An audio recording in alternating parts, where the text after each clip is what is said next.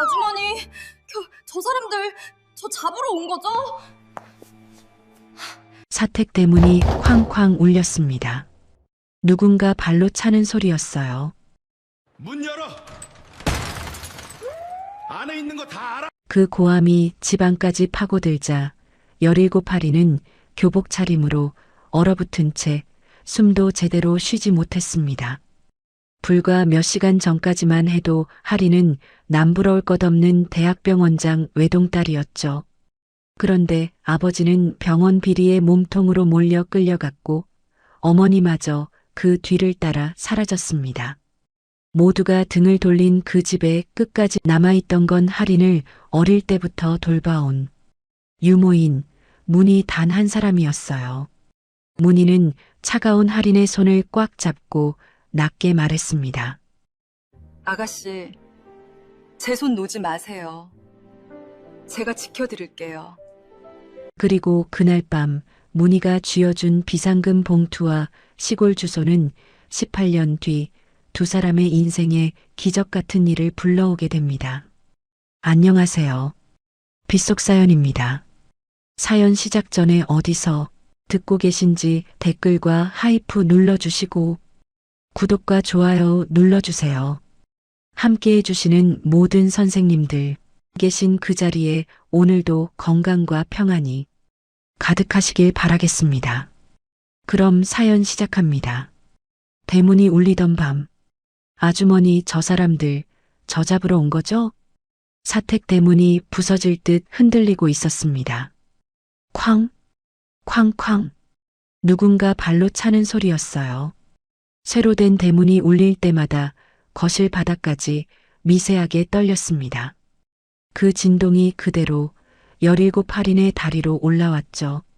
문 열어. 안에 있는 거 다 알아. 낯선 남자들의 고함이 어두운 집 안까지 파고들었습니다. 하리는 거실 한가운데 서 있었습니다. 교복 치맛자락을 두 손으로 꼭 움켜쥔 채 숨도 제대로 쉬지 못하고 있었어요.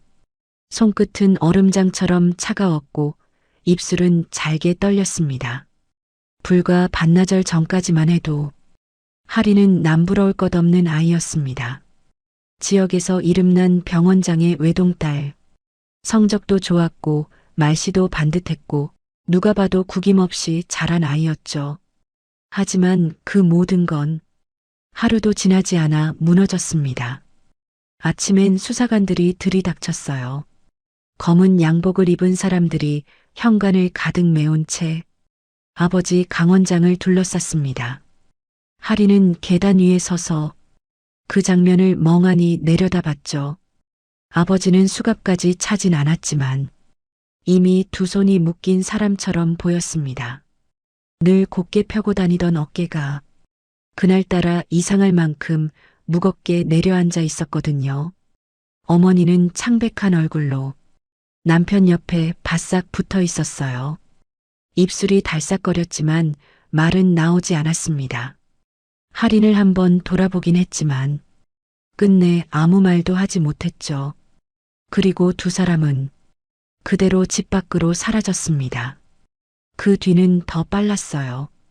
비서는 전화를 받느라 바빴고 기사 아저씨는 차키만 내려놓고 사라졌고 평소 늘 웃으며 인사하던 사람들까지 할인 눈을 피한 채 짐부터 챙겼습니다. 넓은 사택은 하루 만에 빈 껍데기처럼 변해버렸어요. 불이 켜져 있는데도 어두운 집, 사람이 사는데도 인기척이 없는 집, 그런 집 한가운데 할인만 덩그러니 남겨진 것이었죠. 정확히 말하면 할인 혼자라고 생각했습니다. 바로 그때였어요. 복도 끝에서 발소리가 들렸습니다. 느리지도 빠르지도 않은 그러나 이상할 만큼 단단한 발소리였어요. 할인이 고개를 돌렸습니다. 그곳에 서 있던 사람은 어릴 때부터 할인 곁을 지켜온 유모 서문이었습니다. 문희는 늘 그랬듯 소박한 옷차림이었어요. 말끔히 정리한 머리, 구김없는 앞치마, 그리고 무슨 일이 있어도 쉽게 흔들리지 않을 것 같은 눈. 하지만 그날 문희의 눈도 평소와는 달랐습니다. 침착했어요. 아주 침착했죠. 그 침착함이 오히려 할인을 더 울게 만들었습니다. 아주머니, 그 한마디를 꺼내는 순간 할인의 목소리가 그대로 갈라졌습니다. 저 사람들 저 잡으러 온 거죠? 문희는 대답하지 않았습니다. 대신 할인 앞으로 다가왔어요. 그리고 차갑게 식어있는 할인의 손을 두 손으로 감싸쥐었습니다. 거칠지만 따뜻한 손이었습니다. 오랫동안 아이를 씻기고 먹이고 업어 키운 손. 할인이 열이 나던 밤마다 이마를 짚어주던 바로 그 손이었죠. 문희가 낮게 말했습니다. 아가씨, 제 손 놓지 마세요. 제가 지켜드릴게요. 그 말은 이상했습니다. 괜찮다는 말보다 더 크게 들렸고 울지 말라는 말보다 더 깊게 박혔어요. 할인은 그제야 자기가 이를 악물고 버티고 있었다는 걸 알았습니다. 눈물이 한번 쏟아지기 시작하자 걷잡을 수가 없었죠. 아버지는요, 엄마는요. 저 이제 어떻게 해요? 문희가 할인 손에 조금 더 힘을 주었습니다. 지금은 묻지 마세요. 짧은 말이었지만 목소리는 흔들리지 않았어요. 지금은 나가셔야 해요. 여기 계시면 안 됩니다. 밖에서는 또다시 대문이 울렸습니다. 쾅! 이번에는 유리창까지 떨렸어요. 할인의 어깨가 크게 움찔했습니다. 문희는 재빨리 고개를 돌려 현관 쪽을 한번 바라봤습니다. 그리고 천천히 아주 조심스레 앞치마 안쪽 주머니에서 봉투 하나를 꺼냈어요. 누렇게 다른 흰 봉투였습니다.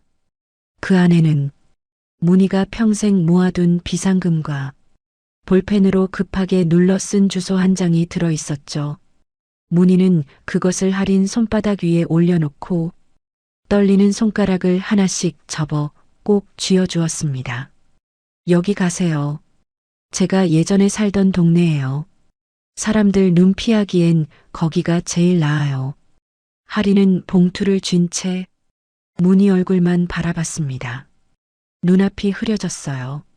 무서워서가 아니라 이제 정말 세상이 끝난 것 같아서요. 아주머니는요? 그 짧은 물음에 문희 눈가가 아주 조금 붉어졌습니다. 하지만 바로 다음 순간 문희는 평소처럼 아이 머리카락을 귀 뒤로 넘겨주었어요. 마치 학교 보내기 전처럼 아주 조심스레요.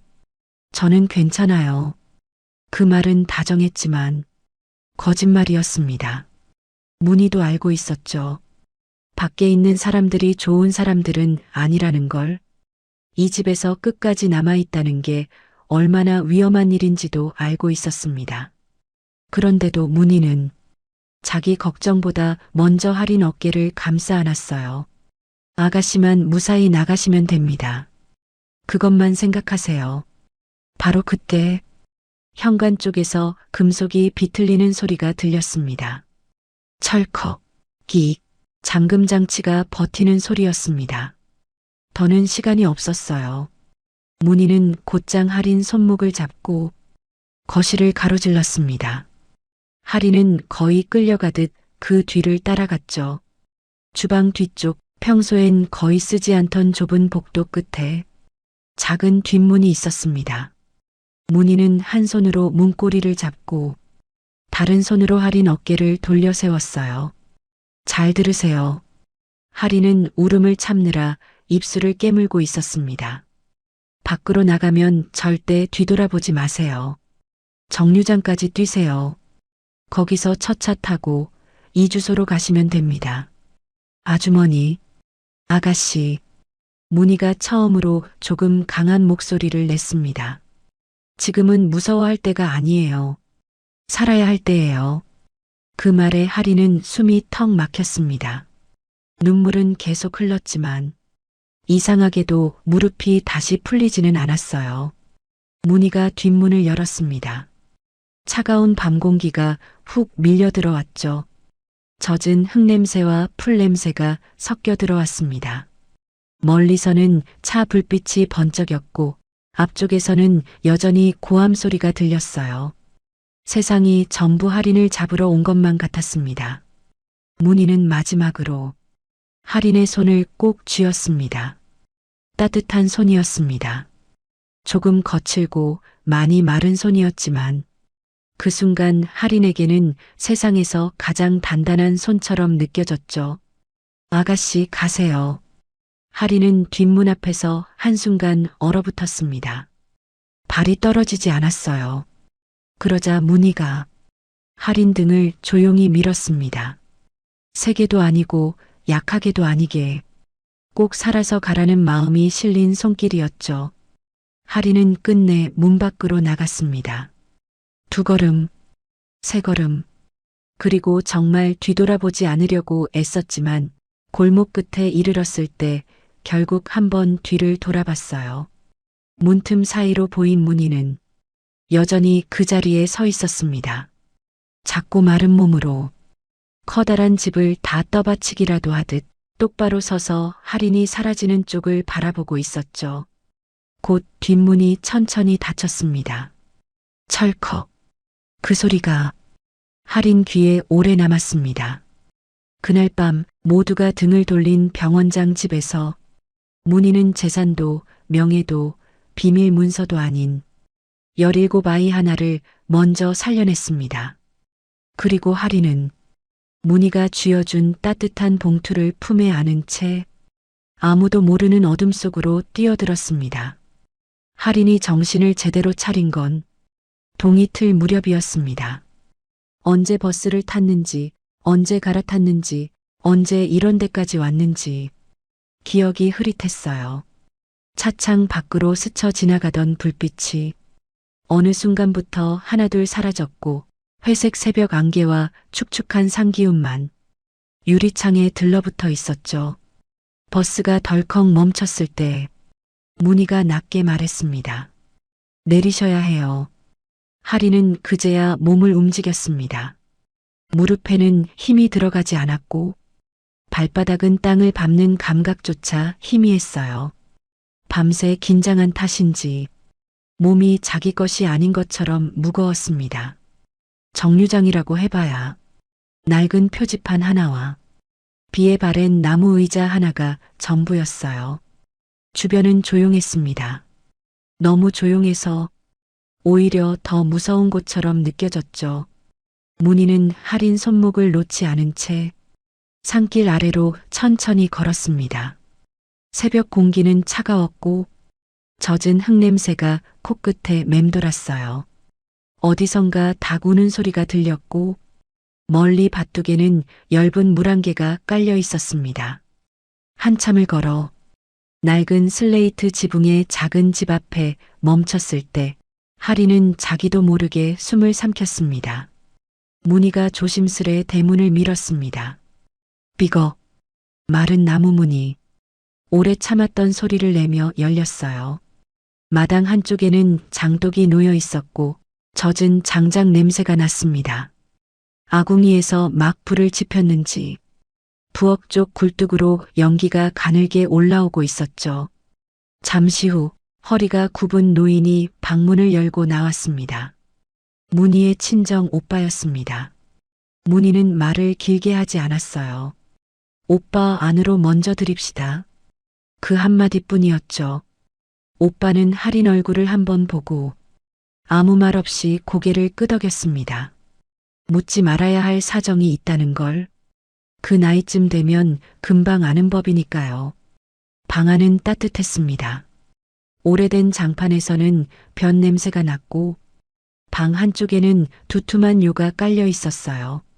하지만 할인은 그 따뜻함 속에서도 몸을 제대로 펴지 못했습니다. 방구석에 가만히 앉아 두 손으로 봉투만 꼭 쥐고 있었죠.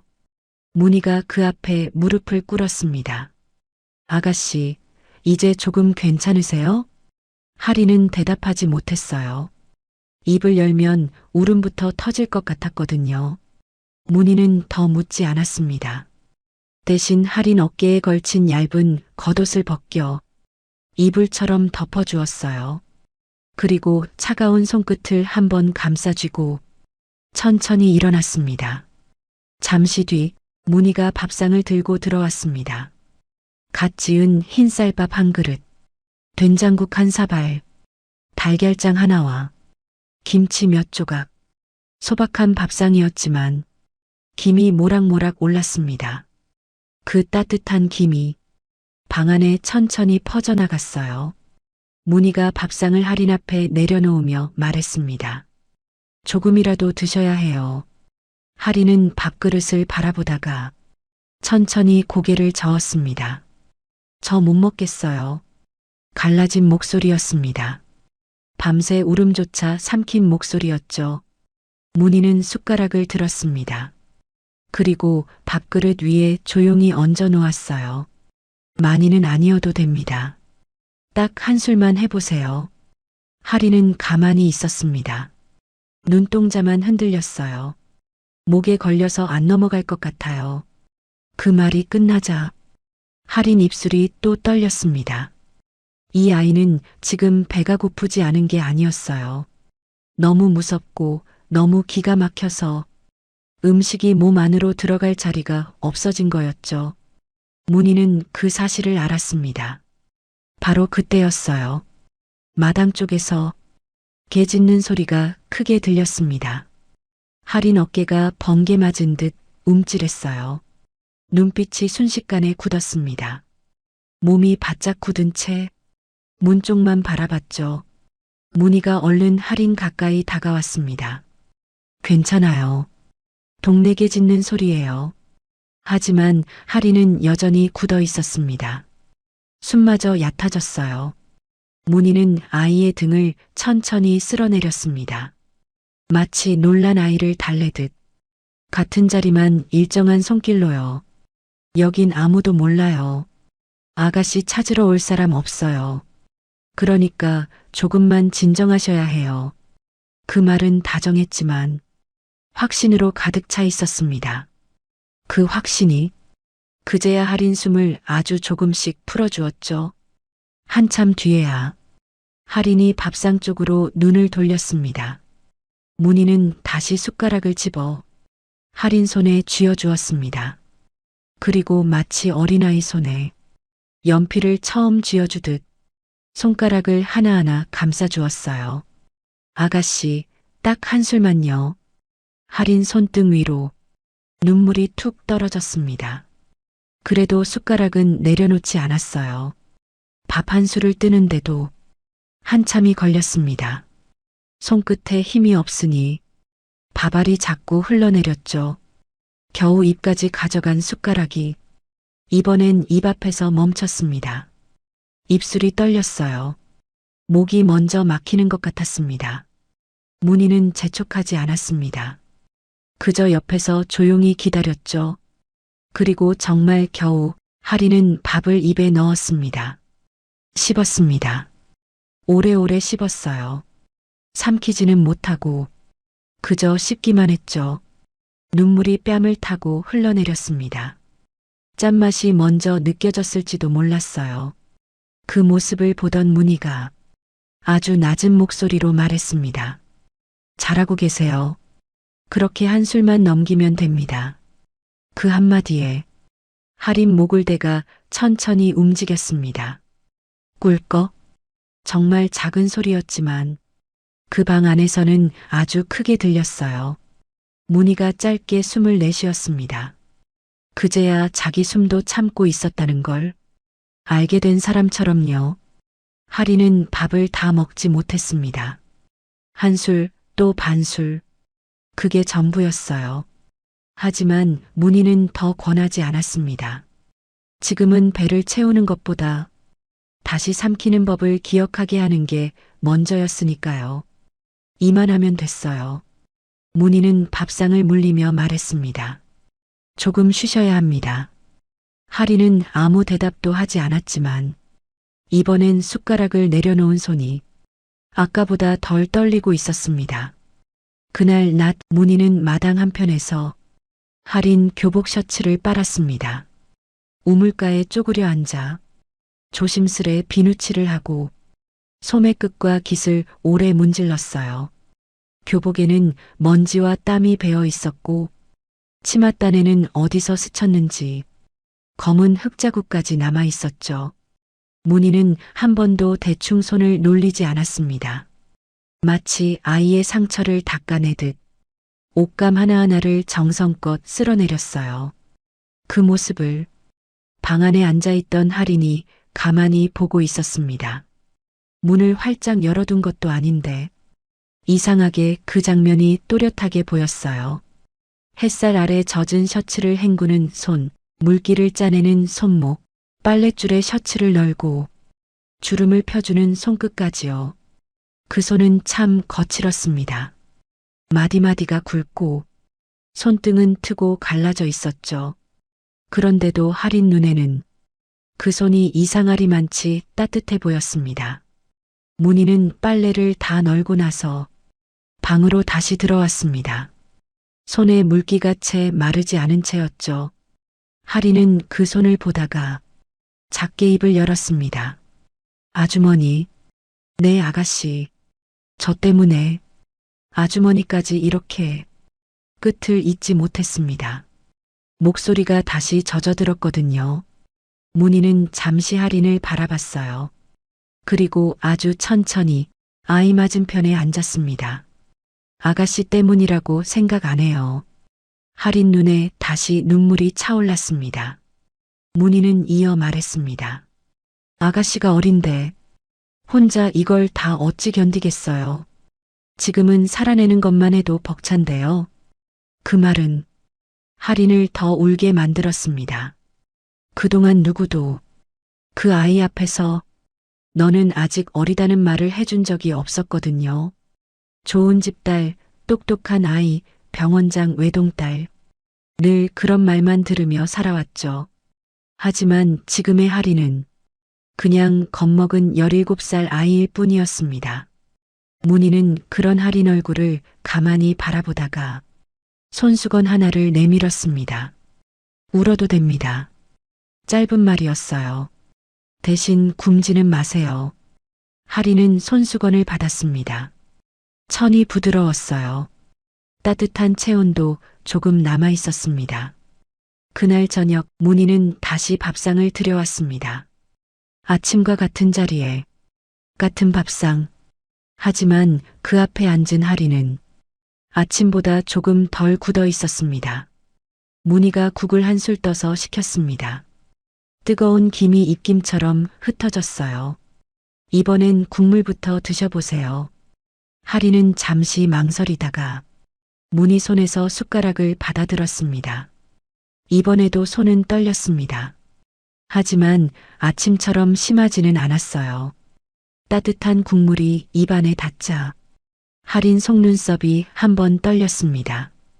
오랫동안 차가움만 들이켠 몸 안으로 처음 들어온 온기였죠. 괜찮으세요? 할인은 아주 작게 고개를 끄덕였습니다.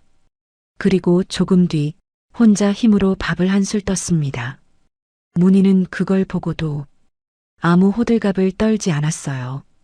그저 눈빛만 아주 조금 누그러졌을 뿐입니다. 그래요. 그렇게 천천히 하시면 됩니다. 해가 지고 방 안이 어스름해질 무렵 할인은 이불 위에 몸을 눕혔습니다. 몸은 피곤했는데 눈은 쉽게 감기지 않았어요. 천장을 바라보고 누워 있으니 아침에 아버지가 끌려가던 뒷모습, 어머니의 하얗게 질린 얼굴, 대문을 울리던 고함 소리가 자꾸만 겹쳐 떠올랐죠. 숨이 다시 막혀왔습니다. 그때 문득 방문 너머에서 희미한 소리가 들렸어요.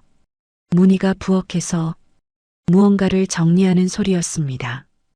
뚝배기 뚜껑 닫는 소리, 물 끓는 소리, 장작 넣는 소리. 이상하게도 그 작고 평범한 소리들이 할인을 조금 진정시켰습니다. 세상이 다 무너졌는데도 누군가는 밥을 짓고 누군가는 물을 데우고 누군가는 자는 아이 곁에 머물러 있다는 사실이 그날 밤 처음으로 할인 마음을 붙잡아 준 거였죠. 한참 뒤 문희가 문을 살짝 열고 들어왔습니다.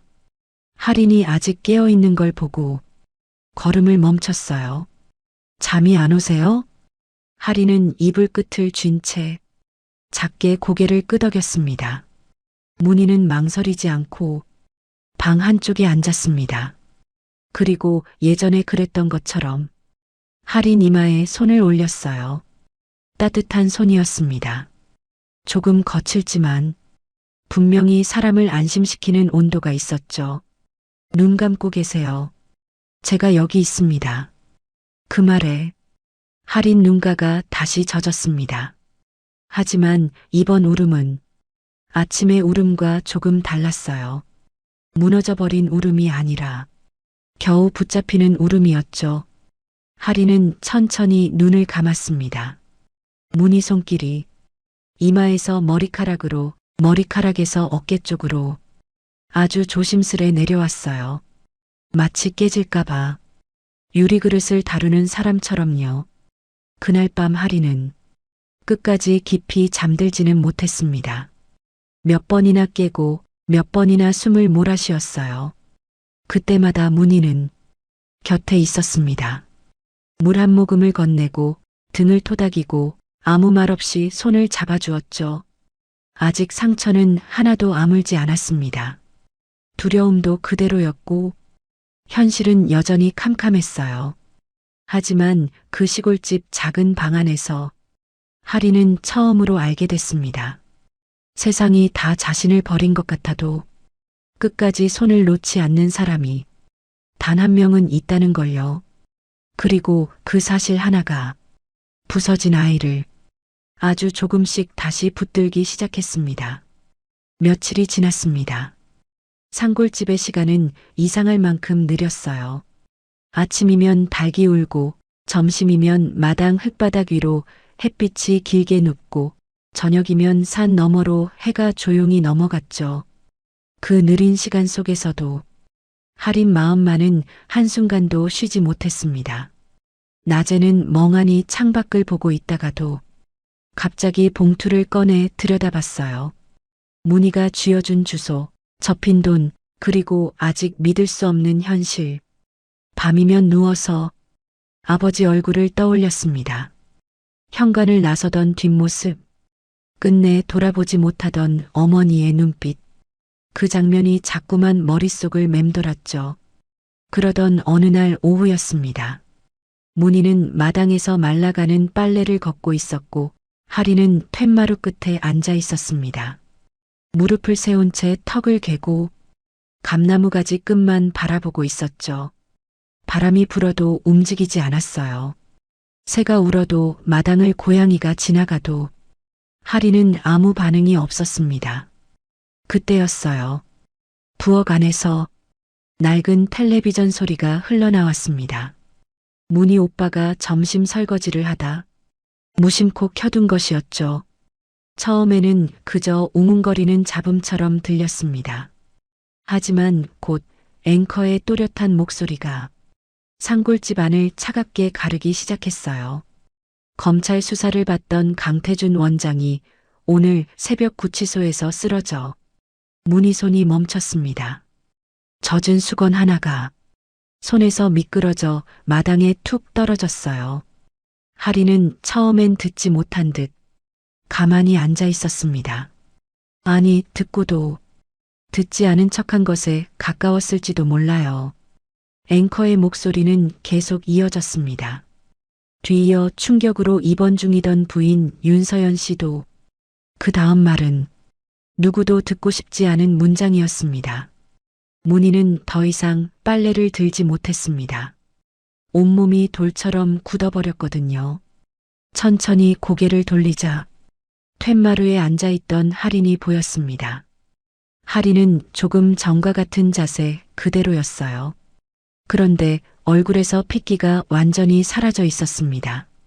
눈동자만 아주 미세하게 흔들리고 있었죠. 문희가 급히 방 안으로 들어갔습니다.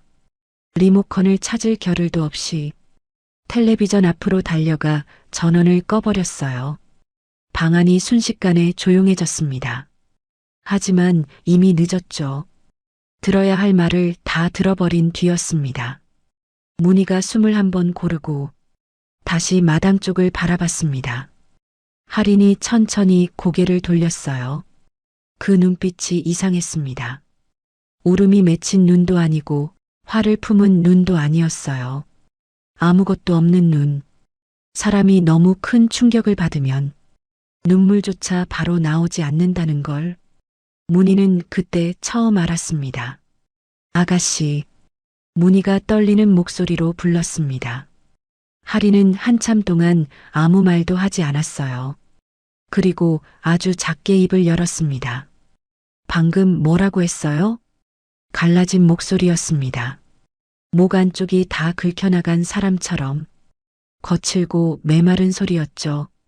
문희는 차마 대답할 수 없었습니다. 아버지가.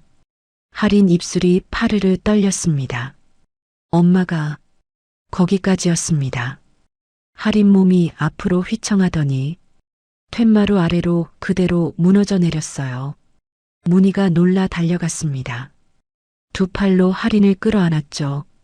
그제야 할인 입에서 사람 울음이라고 하기 어려운 소리가 터져 나왔습니다.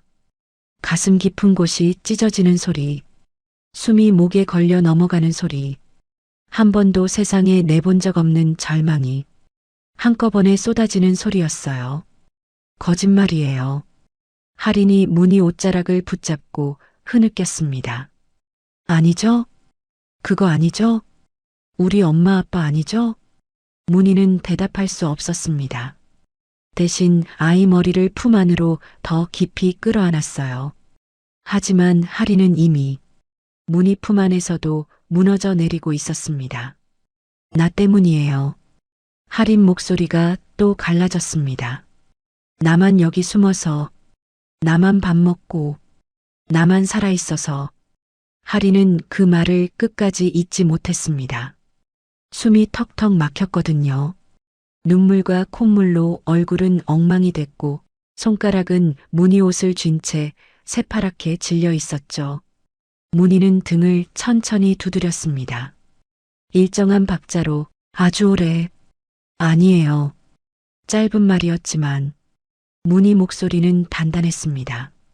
절대 아가씨 때문 아니에요. 하지만 할인은 듣지 못했습니다. 아니, 들을 수가 없었어요. 그날 오후 내내 할인은 방 안에서 무릎을 끌어안고 앉아 있었습니다. 문희가 물을 가져다 놔도 손대지 않았고 저녁상을 들여놔도 눈길조차 주지 않았어요. 날이 어두워질수록 방 안 공기도 함께 가라앉았습니다. 문희는 방문 밖에 오래 서 있었습니다. 들어가야 하는데 무슨 말을 해야 할지 알 수 없었죠. 살다 보면 말이 너무 작아지는 순간이 있습니다. 아무 말도 위로가 안 될 것 같은 순간이요. 지금이 바로 그랬습니다. 그래도 들어가야 했어요. 문희는 부엌으로 가 미역국을 데웠습니다. 원래는 내일 끓이려던 국이었죠. 멸치 육수에 미역을 오래 볶아 짭짤하지 않게 간을 맞춘 국이었습니다. 할인 부모가 살아 있었다면 생일이나 시험 끝난 날 끓여줬을 국이었죠. 문희는 국그릇을 들고 천천히 방으로 들어갔습니다. 할인은 여전히 구석에 앉아 있었습니다. 눈은 부어 있었고 입술은 핏기 없이 말라 있었죠. 문희는 그 앞에 국그릇을 내려놓았습니다. 뜨거운 김이 조용히 올랐어요. 하지만 할인은 고개조차 들지 않았습니다. 문희가 아주 낮게 불렀습니다. 아가씨. 대답은 없었습니다. 국 한 숟갈만 드세요. 할인이 천천히 고개를 저었습니다. 안 먹을래요. 아가씨. 이제 무슨 소용이에요. 그 말이 너무 차갑게 떨어져서 문희는 잠시 숨을 멈췄습니다. 할인은 두 무릎 사이에 얼굴을 묻은 채 계속 말했습니다. 다 끝났잖아요. 아빠도 없고 엄마도 없고 이제 아무도 없는데 제가 살아서 뭘 해요. 그 말에 문희 눈가가 붉어졌습니다. 하지만 울지는 않았어요. 문희는 할인 앞에 조용히 무릎을 꿇었습니다. 그리고 아이가 무릎 사이에 숨긴 얼굴을 보려는 듯 조금 몸을 낮췄죠. 아가씨, 제 말 들어보세요. 할인 어깨가 가늘게 떨렸습니다. 울음을 겨우 참고 있는 떨림이었죠. 원장님이 어떤 분인지, 사모님이 어떤 분인지, 아가씨는 알고 계시잖아요. 할인이 아무 말도 하지 않자 문희가 말을 이었습니다. 세상이 뭐라 해도 아가씨는 알잖아요. 그분들이 함부로 돈에 손 뗄 분들 아니라는 거. 할인 속눈썹이 젖은 채 흔들렸습니다. 그런데 아가씨까지 여기서 주저앉아 버리면 그 억울함은 누가 바로 잡아요. 문희 목소리가 아주 조금 높아졌습니다. 화가 나서가 아니었어요. 무너지는 아이를 붙들기 위해 자기 마음을 더 세게 세우는 목소리였죠. 살아야 해요. 할인 어깨가 멈칫했습니다. 살아서 증명해야지요. 원장님도 사모님도 억울하게 그런 이름으로 남겨두면 안 되잖아요. 방 안이 조용해졌습니다. 할인은 여전히 고개를 들지 않았지만 몸의 떨림은 조금 달라져 있었습니다. 조금 전까지는 부서지는 떨림이었다면 지금은 안에서 무언가 붙잡히는 떨림 같았어요. 문희는 조심스레 숟가락을 들었습니다. 그리고 할인 앞에 내밀었죠. 한 숟갈만 드세요. 할인은 움직이지 않았습니다. 문희는 기다렸어요. 재촉하지도 소리치지도 않았습니다. 그저 같은 자세로 오래 기다렸죠. 마치 겨울 끝자락에서 얼음이 녹기를 기다리는 사람처럼요. 한참 뒤에야 할인이 천천히 손을 뻗었습니다. 손끝은 여전히 차가웠고 힘도 거의 없었어요. 문희는 그 손이 숟가락을 놓치지 않게 옆에서 가만히 받쳐주었습니다. 할인은 국을 한 숟갈 떴습니다. 하지만 입 앞에서 한참 멈췄죠. 눈물이 다시 떨어졌습니다. 국물 위로, 손등 위로. 문희는 아무 말도 하지 않았습니다. 그리고 아주 천천히 할인이 국을 입에 넣었습니다. 따뜻한 국물이 목 안으로 내려가자 아이 목을대가 작게 움직였습니다. 그 작은 움직임이 문희 눈에는 너무도 크게 보였죠. 할인은 그 한 숟갈을 넘기고 나서 갑자기 입술을 깨물었습니다. 그리고 눈을 감은 채 조용히 울기 시작했어요. 아까처럼 무너지듯 터지는 울음이 아니었습니다. 숨죽인 흐느낌에 가까웠죠. 문희는 그제야 아이 머리를 자기 품으로 천천히 끌어당겼습니다. 그래요. 아주 낮은 목소리였습니다. 울어도 됩니다. 그래도 살아야 해요. 그날 밤 할인은 국 몇 숟갈과 밥 두어 입을 겨우 넘겼습니다. 많지 않았어요. 하지만 문희는 그걸 보고도 마치 큰 산 하나를 넘은 사람처럼 숨을 내쉬었습니다. 깊은 밤이 되자 문희는 잠든 척 누워있는 할인 옆에 앉았습니다. 할인은 잠들지 못한 눈이었어요. 눈꺼풀은 감겨 있었지만 속눈썹 끝이 자꾸 떨렸거든요. 문희는 이불 끝을 올려 아이 어깨를 덮어주었습니다. 그리고 머리맡에 조그맣게 켜둔 전등을 조심스레 돌려 조금 더 어둡게 만들었죠. 아가씨, 문희가 아주 작은 소리로 불렀습니다. 할인은 눈을 감은 채 작게 대답했습니다. 네, 아가씨 혼자 아닙니다. 그 말에 할인 눈가가 다시 젖었습니다. 제가 있잖아요. 할인은 눈을 뜨지 못했습니다. 뜨면 또 울음이 터질 것 같았으니까요. 대신 이불 밖으로 손을 조금 내밀었어요. 마치 어둠 속에서 길을 찾는 사람처럼. 조심스럽게요. 문희는 그 손을 얼른 잡았습니다. 차가운 손, 젖은 손, 겁에 질려 있는 손. 문희는 그 손을 두 손으로 감싸쥐었습니다.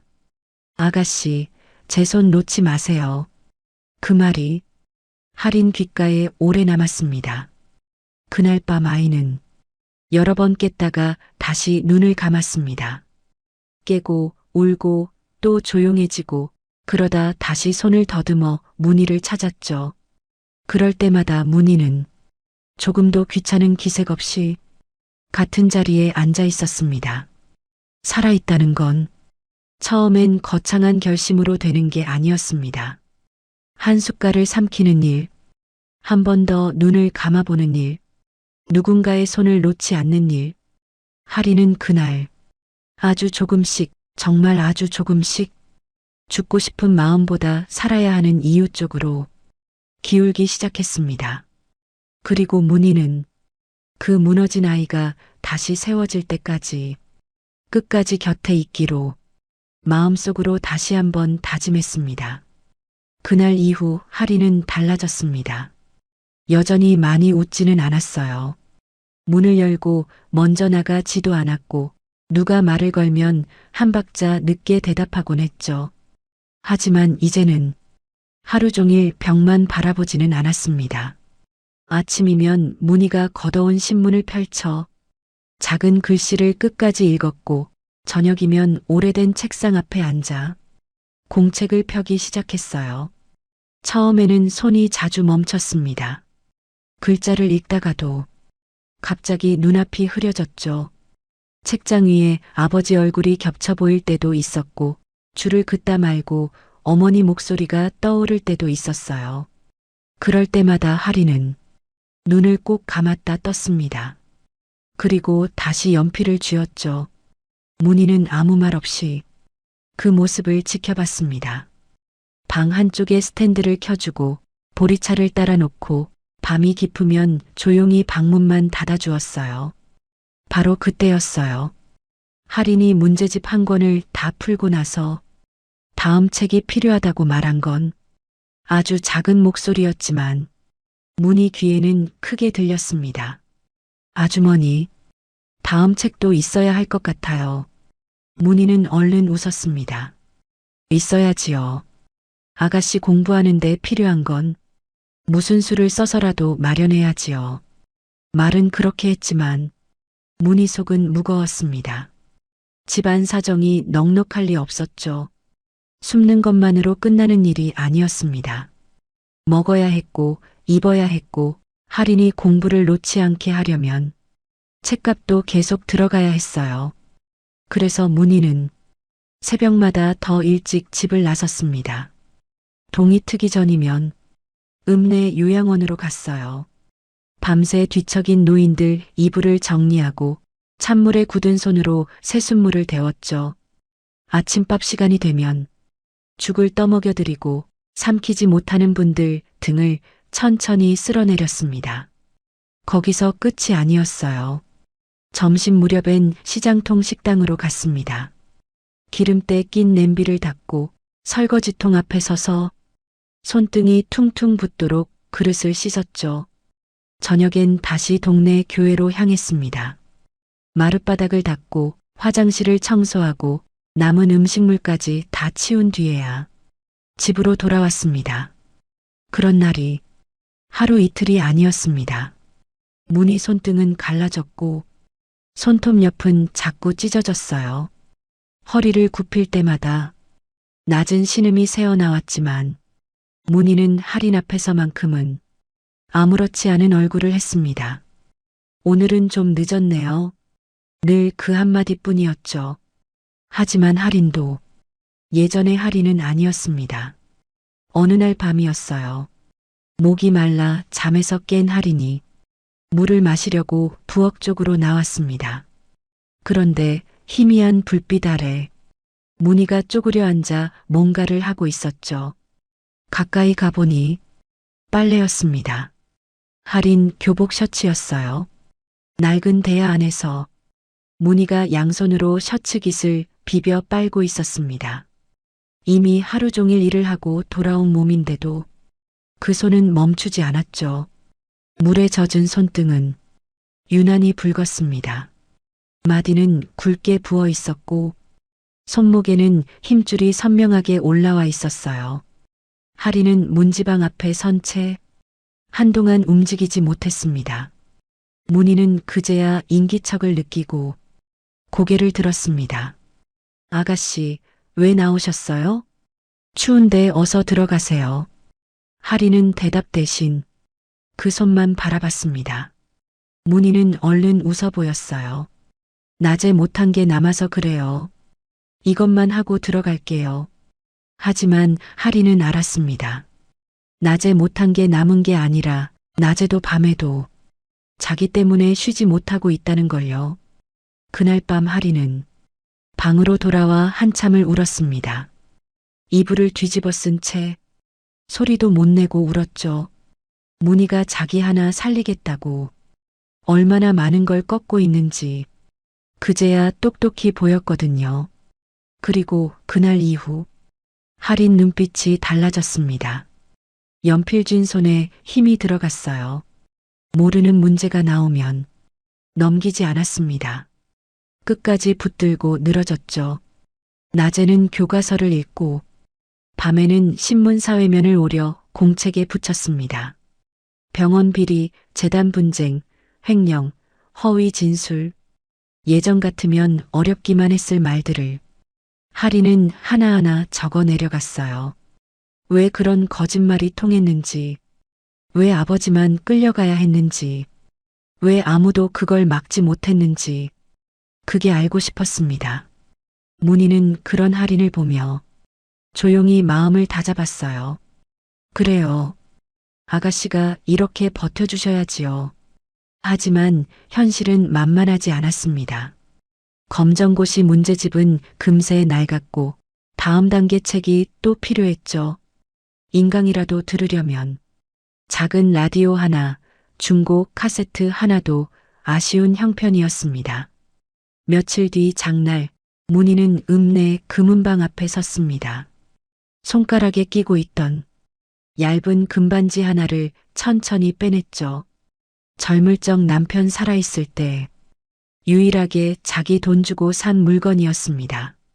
반지는 오래되어 광택도 옅었지만 문희에게는 긴 세월이 배어있는 물건이었어요. 문희는 잠시 손바닥 위에 올려놓고 바라봤습니다. 그리고 아주 조심스레 주인에게 내밀었죠. 돌아오는 길 문희 손가락은 허전했습니다. 반지가 있던 자리가 희미하게 하얗게 남아 있었어요. 하지만 문희 걸음은 망설이지 않았습니다. 그날 저녁 할인 책상 위에는 새 문제집과 기출 문제집이 놓였습니다. 반듯하게 묶인 연필 몇 자루까지 함께였죠. 할인이 놀란 얼굴로 문희를 바라봤습니다. 아주머니, 이거. 문희는 대수롭지 않게 말했습니다. 공부하는 데 필요한 건 있어야지요. 책은 아까운 게 아니에요. 할인은 책장을 넘기다 말고 문희 손을 봤습니다. 늘 있던 반지가 사라져 있었어요. 그 순간 할인 눈빛이 굳었습니다. 아주머니 반지. 문희는 얼른 손을 뒤로 감췄지만 이미 늦었죠. 잠시 침묵이 흘렀습니다. 할인 입술이 떨렸어요. 하지만 이번에는 예전처럼 무너지지 않았습니다. 대신 차분히, 아주 차분히 말했죠. 제가 꼭 갚을게요. 문희는 고개를 저었습니다. 갚는다고 생각 마세요. 아가씨 잘 되는 게 그게 제일 큰 보답이지요. 하지만 할인은 그 말을 그대로 믿지 않았습니다. 사람 마음은 말 몇 마디로 다 덮이지 않는다는 걸 이제는 알았으니까요. 그날 밤부터 할인은 시간을 쪼개기 시작했어요. 새벽엔 암기할 걸 외웠고 낮엔 문제를 풀었고 저녁엔 오답을 다시 적었습니다. 스스로 하루 계획표까지 짜서 벽에 붙여 놓았죠. 펜을 오래 쥔 손가락 끝에는 굳은 살이 얇게 올라왔습니다. 눈은 자주 충혈됐고 어깨도 뻐근했어요. 그래도 할인은 멈추지 않았습니다. 한밤중 문희가 방문을 열고 말없이 우유 한 컵을 두고 나가면 할인은 그 뒷모습을 오래 바라보곤 했죠. 그리고 작은 목소리로 혼잣말처럼 중얼거렸습니다. 저 꼭 해낼게요. 바로 그때였어요. 할인이 처음으로 자기 앞날을 똑바로 입 밖에 낸 건 어느 늦은 밤 문희는 부엌 문턱에 기대 서서 책상 앞에 앉은 할인을 바라보고 있었습니다. 할인은 공책 한쪽에 무언가를 오래 적다가 천천히 고개를 들었어요. 아주머니, 네 아가씨, 저 의사는 안 될 것 같아요. 문희가 잠시 눈을 깜빡였습니다. 뜻밖이라는 표정이었죠. 할인은 시선을 떨구지 않았습니다. 사람을 살리는 일은 참 귀한데 저는 자꾸 다른 게 보여요. 문희는 조용히 기다렸습니다. 거짓말 한 줄이 사람을 죽이기도 하고 서류 하나가 집안을 무너뜨리기도 하잖아요. 할인 목소리는 낮았지만 그 안에는 힘이 있었습니다. 저는 그런 걸 바로잡는 사람이 되고 싶어요. 억울한 사람 편에 서는 사람요.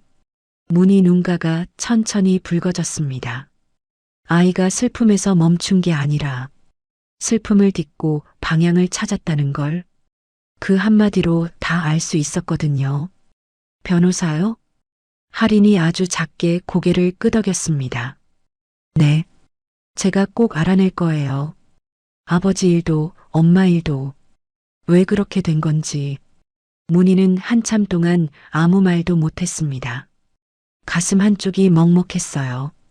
그러다 천천히 할인 곁으로 다가가 어깨를 가만히 쓸어내렸죠. 그래요. 짧은 말이었지만 그 안에는 많은 마음이 담겨 있었습니다. 아가씨가 그러고 싶다면 그 길로 가세요. 제가 끝까지 밀어드릴게요. 할인 눈가가 젖었습니다. 하지만 이번에는 울음보다 결심이 먼저였어요. 그날 이후 공부는 더 독해졌습니다. 문희는 여전히 몸을 아끼지 않았고 할인은 더 이상 그 희생을 막연한 미안함으로만 받지 않았습니다. 이제 두 사람 사이에는 분명한 목표가 생겼으니까요. 문희는 무너진 아이를 다시 세우고 있었고 할인은 자기를 세워준 그 손을 언젠가 반드시 붙들어 올리겠다고 다짐하고 있었습니다. 찬바람이 불기 시작한 어느 새벽 문희가 부엌에서 아궁이에 불을 넣고 있을 때 방 안에서는 책장 넘기는 소리가 났습니다. 사각, 사각. 조용했지만 이상하게 힘이 있는 소리였어요. 문희는 그 소리를 들으며 장작을 하나 더 밀어 넣었습니다. 그리고 아주 작게 웃었습니다. 무너졌던 아이가 이제는 자기 힘으로 조금씩 일어서고 있다는 걸 그 소리만으로도 알 수 있었으니까요. 계절이 몇 번 바뀌었습니다. 감나무 잎은 푸르게 돋았다가 노랗게 말라 떨어졌고 산골의 새벽 공기도 조금씩 결이 달라졌죠. 그 사이 할인은 정말 독하게 버텼습니다. 눈을 뜨면 책부터 폈고 눈을 감기 전까지 줄친 흔적이 남은 페이지를 넘겼어요. 문희가 새벽 일을 나갈 때는 이미 책상 앞에 앉아 있었고 문희가 지친 발을 끌고 돌아오는 밤에도 스탠드 불빛 아래에서 펜을 놓지 않았습니다. 검정고시 날도 할인은 평소와 다르지 않았어요. 밤새 한숨도 못 잤을 텐데 아무렇지 않은 얼굴로 시험장에 들어갔죠. 하지만 시험장 문이 닫히고 나서 문희 손은 내내 가만히 있지 못했습니다. 버스 정류장 의자에 앉았다가 일어났고 손수건을 폈다가 접었고 보리차 물병 뚜껑을 열었다 닫았다 했죠. 결과가 나오던 날은 아침부터 비가 내렸습니다. 읍내 우체국 오토바이 소리가 빗소리 사이를 비집고 마당 앞에 멈춰 섰어요. 문희는 젖은 손을 앞치마에 닦으며 나갔습니다. 등기봉투 하나, 겉봉을 뜯는 손끝이 떨렸어요. 종이를 펼친 순간 문희 눈이 크게 흔들렸습니다. 합격. 그 두 글자가 또렷하게 박혀 있었죠. 문희는 그 자리에서 봉투를 가슴에 끌어안았습니다. 눈물이 비와 뒤섞여 턱 끝으로 뚝뚝 떨어졌어요. 아가씨, 해내셨네요. 마루 끝에 서 있던 할인도 말없이 젖은 눈으로 종이만 바라봤습니다. 그 종이 한 장에 지난 시간이 모두 눌어붙어 있는 것 같았죠. 하지만 기쁨은 오래 머물지 않았습니다. 검정고시를 넘었다고 끝이 아니었으니까요. 그 다음은 대학 수학 능력이었고, 그 다음은 원서를 넣어야 했고, 그 다음은 또 다른 벽이 기다리고 있었죠. 하리는 법대를 가겠다고 마음먹은 뒤부터 더 날카로워졌습니다. 수능 기출문제를 풀면서도 지문 속 법 문장을 그냥 넘기지 않았고, 신문에서 재판 기사라도 보이면 오려서 공책에 붙여뒀어요. 무죄 추정, 증거 불충분, 재수사 요청, 어려운 단어들 사이에 하리는 자기 아버지 얼굴을 겹쳐놓고 읽었습니다. 그렇게 또 시간이 흘렀습니다. 수능을 본 날엔 눈이 조금 내렸어요. 문희는 시험장 앞에서 끝까지 기다리지 않았습니다. 혹시 하린 마음이 더 무거워질까봐 멀찍이 떨어진 분식집 안에 앉아 식은 어묵 국물만 만지작거렸죠. 시험이 끝난 뒤 하리는 아무 말 없이 집으로 돌아왔습니다. 잘 봤다는 말도 망쳤다는 말도 하지 않았어요. 대신 그날 밤 책상 위를 정리했습니다. 많은 날을 함께 버틴 문제집, 달아 얇아진 공책, 빨간 펜, 샤프심통, 그것들을 하나씩 가지런히 쌓아놓는 손길이 이상하리만치 차분했죠. 발표날은 해가 맑았습니다. 읍내 PC방에서 출력해온 종이를 하리는 말없이 들고만 있었어요. 문희는 옆에서 숨도 크게 못 쉬었습니다. 한참 뒤 하린 입술이 아주 조금 떨렸습니다. 아주머니, 그 한마디에 문희 심장이 덜컥 내려앉았죠. 하린이 종이를 내밀었습니다. 서울법대 합격, 장학생 선발 예정. 문희는 글자를 끝까지 다 읽지도 못했습니다. 눈물이 먼저 차올랐거든요. 정말 우리 아가씨가. 문희 목소리가 젖었습니다. 웃는 건지 우는 건지 모를 얼굴이었어요. 하린도 웃었습니다. 오랜만에 아주 잠깐. 하지만 그 웃음 뒤에 곧바로 다른 그림자가 내려앉았죠. 등록 안내문이었습니다. 입학금, 기숙사비, 교재비, 서울에 올라가면 당장 필요한 생활비까지 숫자가 빼곡하게 적혀 있었어요. 장학생이라 해도 모든 게 다 해결되는 건 아니었습니다. 그날 저녁 밥상은 이상할 만큼 조용했습니다. 문희는 일부러 평소처럼 굴었어요. 된장찌개를 더 떠주고 김치를 앞으로 밀어놓고 좀 더 드세요라고 말했죠. 하지만 하린도 알고 있었습니다. 문희 젓가락 끝이 자꾸만 멈춘다는 걸. 밤이 깊어 모두 불을 끄고 누운 뒤에도 하린은 쉽게 잠들지 못했습니다. 마당 쪽에서 작게 사람 목소리가 들렸거든요. 처음엔 바람 소리인 줄 알았어요. 그런데 아니었습니다. 문희 목소리였습니다. 하린은 조심스레 이불을 걷고 문틈 가까이 다가갔습니다. 마당에 선 문희 맞은편에는 동네에서 땅 문서를 봐주는 노인이 서 있었죠. 낡은 손전등 빛이 두 사람 발끝만 희미하게 비추고 있었습니다. 문희가 낮은 소리로 말했습니다. 집은 안 됩니다. 집은 두고 뒤쪽 밭이랑 논둑 끝 자투리라도 먼저 넘기면. 노인이 뭐라 계산을 했습니다. 문희는 한숨을 삼키며 다시 말했어요. 아가씨 서울 보내는데 보태야 해서 그래요. 많이 안 받습니다. 빨리 되는 쪽으로 알아봐 주세요. 그 말을 듣는 순간 하린 손끝이 차갑게 식었습니다. 문희에게 남은 건 그 시골집과 조금의 땅뿐이었어요. 그것마저 줄이겠다는 뜻이 저 짧은 말 안에 다 들어 있었죠. 하린은 문 뒤에 선 채 한동안 움직이지 못했습니다. 가슴 안쪽에서 뜨거운 것이 울컥 치밀어 올랐어요. 또 자기 때문이구나. 또 문희가 무언가를 내려놓고 있구나. 하린은 그 밤 끝내 잠들지 못했습니다. 책상 앞에 앉아 창문만 바라봤죠. 어둠은 깊었고 멀리서 개 짖는 소리만 들렸습니다. 그러다 시선이 서랍 깊숙이 넣어둔 작은 상자에 멈췄어요. 하리는 천천히 상자를 꺼냈습니다. 안에는 만년필 하나가 들어 있었습니다. 검은 몸통, 금빛 펜촉, 아버지가 늘 안주머니에 넣고 다니던 것. 병원 개원식 날 사진 속에도 그 펜이 보였어요. 아버지는 중요한 서류에 서명할 때마다 늘 그 펜부터 찾았죠. 하리는 그것을 손에 올려놓았습니다. 차갑고 매끄러운 감촉이 손바닥에 닿았어요. 그 순간 이상하게도 아버지 손의 온기가 아주 희미하게 떠오르는 것 같았습니다.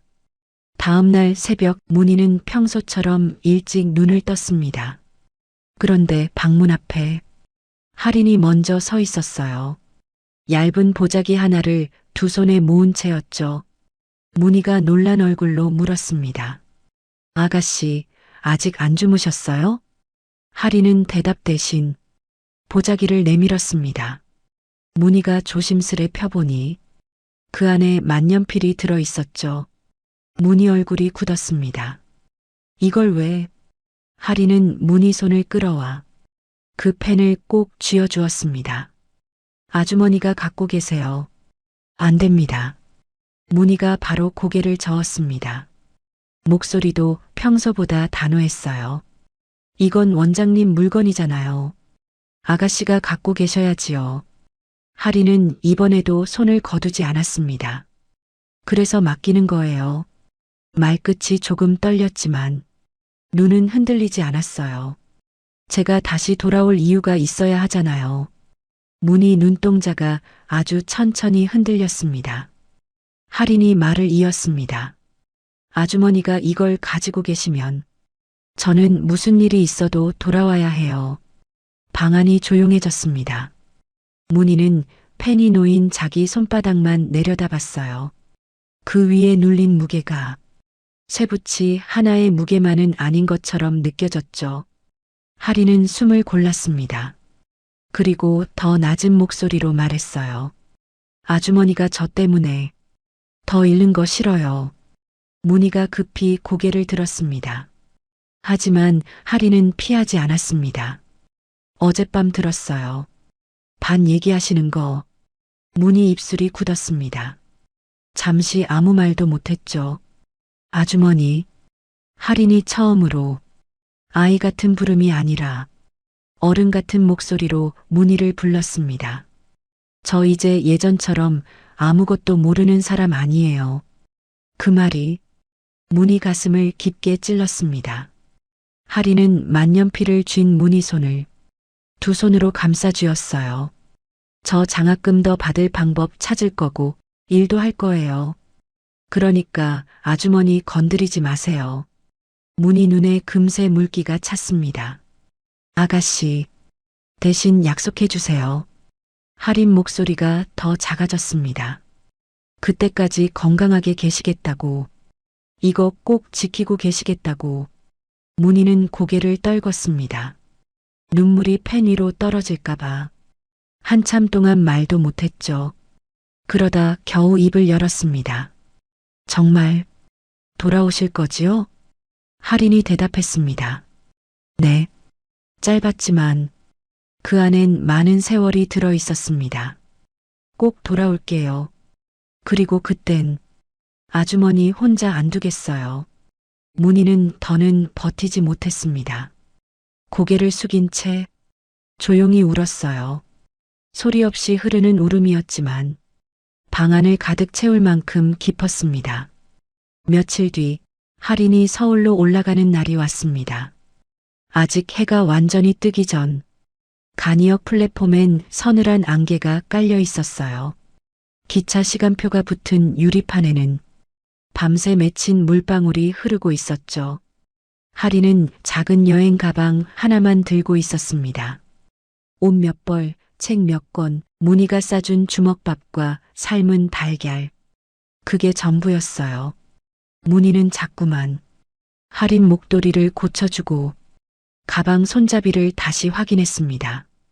이미 다 챙긴 걸 알면서도 손이 가만히 있지 않았죠. 서울 가면 사람 많습니다. 짐은 꼭 앞으로 들고 다니셔야 하고요. 네. 낯선 사람 말 함부로 믿지 마시고. 네, 아주머니. 밥은 거르시면 안 됩니다. 아무리 바빠도요. 하리는 대답하면서도 문희 얼굴만 바라봤습니다. 새벽빛 아래서 보니 문희 머리카락은 더 희어 보였고 눈과 주름도 더 깊어 보였어요. 그 얼굴을 보는 순간 하린 모간이 또 뜨거워졌죠. 멀리서 기차 들어오는 소리가 들렸습니다. 칙칙폭폭. 레일이 울리기 시작하자 문희 손끝이 다시 떨렸습니다. 하리는 가방을 들고 천천히 승강장 앞쪽으로 걸어갔습니다. 그리고 기차 문이 열리자 잠시 멈춰 섰어요. 돌아보지 않으려 했는데 결국 돌아보게 되는 순간이 있죠. 문희도 그 자리에 서 있었고 하린도 그 자리에 멈춰 섰습니다. 두 사람 눈이 마주쳤습니다. 문희가 먼저 웃으려 했어요. 하지만 입꼬리는 올라갔는데 눈에서는 이미 눈물이 흐르고 있었죠. 하린이 작게 말했습니다. 울지 마세요. 문희가 얼른 손등으로 눈가를 훔쳤습니다. 안 울어요. 우리 아가씨 좋은데 가는데. 그 말이 끝나기도 전에 목소리가 다시 젖었습니다. 하리는 기차에 올라탔습니다. 문이 닫히기 직전 창문을 열었죠. 차가운 바람이 안으로 훅 들어왔습니다. 하린이 몸을 조금 내밀어 외쳤습니다. 아주머니. 문희가 급히 고개를 들었습니다. 저 꼭 돌아올게요. 그 말은 새벽 공기보다 더 또렷했어요. 문희는 대답 대신 가슴에 안고 있던 보자기를 더 세게 끌어안았습니다. 그 안에는 하린이 맡긴 만년필이 들어 있었죠. 기차가 천천히 움직이기 시작했습니다. 처음엔 아주 느리게, 그러다 점점 속도를 냈어요. 문희는 한 발짝도 움직이지 못했습니다. 그 자리에 선 채 창문 너머 하린 얼굴이 작아질 때까지 바라봤죠. 하린도 끝까지 손을 흔들었습니다. 플랫폼이 멀어지고 문희 모습도 흐려지고 마침내 새벽 안개 속에 다 섞여버렸을 때 하린은 그제야 창문을 닫았습니다. 그리고 자리에 앉아 두 손을 무릎 위에 가지런히 올렸죠. 울지 않으려 했습니다. 하지만 눈물이 저절로 흘렀어요. 자기를 지켜준 집, 자기를 살려준 사람, 자기를 다시 세상으로 밀어올린 손. 모든 것이 그 기차 바깥으로 남겨진 것만 같았거든요. 한편 플랫폼에 홀로 남은 문희는 기차가 완전히 사라진 뒤에도 한참을 서 있었습니다. 차가운 바람이 옷깃 사이로 스며들었지만 몸을 움직일 수가 없었어요. 한참 뒤 문희는 품 안의 보자기를 천천히 열었습니다. 새벽빛을 받은 만년필이 조용히 반짝였습니다. 문희는 그것을 손바닥에 올려놓고 마치 살아있는 사람 얼굴을 쓰다듬듯 엄지로 천천히 쓸어내렸어요. 잘 가요, 아가씨. 아주 작은 목소리였습니다. 이 아주머니가 잘 지키고 있을게요. 그리고 그 약속은 이제 두 사람 모두의 것이 되었습니다. 하린이 떠난 뒤부터 문희의 하루는 단순해졌습니다. 새벽이면 가장 먼저 일어나 방문을 열어두고 바깥 공기를 한번 들였어요. 밤새 눅눅해진 이불을 털고 마루 끝에 고인 먼지를 쓸고 부엌에 불을 붙인 뒤에야 비로소 하루가 시작됐죠. 그리고 늘 가장 먼저 하는 일이 하나 있었습니다. 장롱문을 여는 일. 문희는 장롱 깊숙한 칸에 넣어둔 보자기를 조심스레 꺼냈습니다. 그 안에는 만년필이 들어 있었어요. 하린이 서울 가던 새벽, 자기 손에 꼭 쥐어주고 간 바로 그 물건이었죠. 문희는 그것을 꺼내 손바닥 위에 한동안 올려놓곤 했습니다. 새벽빛이 조금씩 들어오면 검은 몸통에 묻은 먼지를 천으로 닦았어요. 마치 누군가 얼굴에 내려앉은 잠기운을 가만히 쓸어내리듯 조심스레요. 잘 있지요, 아가씨. 혼잣말처럼 중얼거릴 때도 있었습니다. 대답이 돌아올 리는 없었지만 문희는 늘 누군가 듣고 있다는 얼굴로 그 말을 했죠. 바로 그때였어요. 문희가 기다림이라는 걸 살아있는 생물처럼 느끼기 시작한 건 하루는 그냥 하루였습니다. 그런데 그 하루가 쌓이고 또 쌓이면 그게 사람 마음을 무겁게 누르는 시간이 되더군요. 처음 몇 해 동안은 편지가 종종 왔습니다. 서울 우체국 소인이 찍힌 얇은 봉투, 반듯한 글씨로 적힌 안부, 기숙사 밥이 입에 안 맞는다는 말, 공부가 힘들다는 말, 그래도 잘 버티고 있다는 말. 문희는 그 편지를 한 글자도 흘리지 않고 읽었습니다. 읽고 또 읽었어요. 손때가 묻어 종이가 부드러워질 만큼요. 편지를 읽을 때마다 문희 입가에는 옅은 웃음이 걸렸습니다. 그래, 우리 아가씨가 잘 버티고 있구나. 그 생각 하나만으로도 몸의 피로가 조금씩 풀리는 것 같았죠. 하지만 세월이 갈수록 편지는 줄었습니다. 할인이 변해서가 아니었어요. 서울살이가 더 팍팍해졌고 해야 할 일이 너무 많아졌기 때문이겠죠. 문희도 그걸 알고 있었습니다. 그래서 문희는 편지가 뜸해졌다고 서운해하지 않았어요. 다만 우체부 오토바이 소리가 들릴 때마다 자기도 모르게 마당 쪽으로 고개를 돌렸을 뿐입니다. 아무 소식 없는 날이 더 많아지자 기다림은 다른 모양으로 바뀌기 시작했습니다.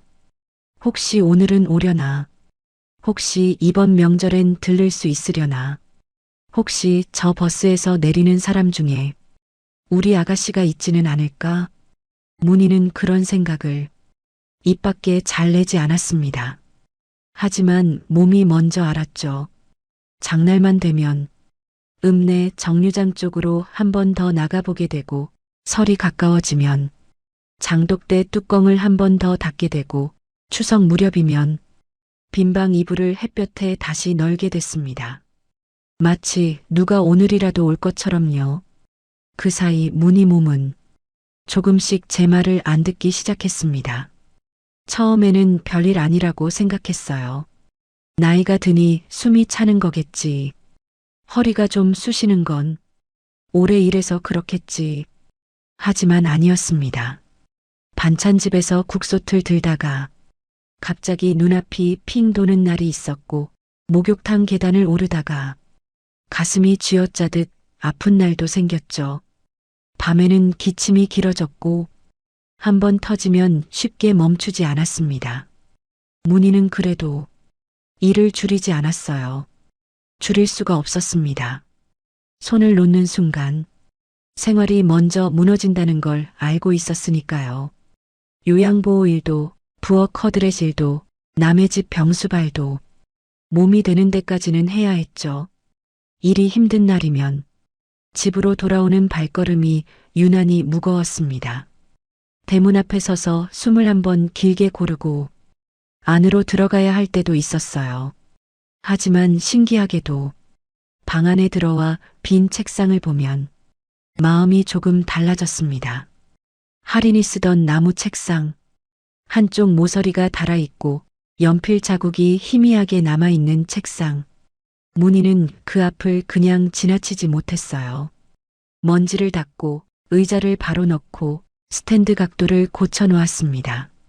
그 아이가 여전히 언젠가 돌아와 그 앞에 다시 앉을 것처럼요.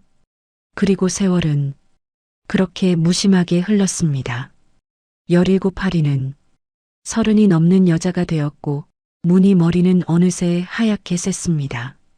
손등은 더 거칠어졌고 걸음은 전보다 느려졌죠. 어느 겨울날이었어요. 눈이 얇게 내린 아침, 문희는 읍내 보건소에 들렀습니다. 며칠째 가슴이 답답하고 기침 뒤에 피 맛이 섞여 올라왔기 때문이었죠. 보건소 의사는 청진기를 대고 한참을 듣더니 표정이 금세 굳어졌습니다. 할머니, 큰 병원 가보셔야겠어요. 문희는 대수롭지 않다는 듯 웃었습니다. 늙으면 다 그렇지요. 하지만 의사는 웃지 않았습니다. 이건 그냥 넘길 일이 아니에요. 심장도 그렇고 폐 쪽도 한번 제대로 봐야 합니다. 그 말에 문희 손끝이 아주 미세하게 떨렸습니다.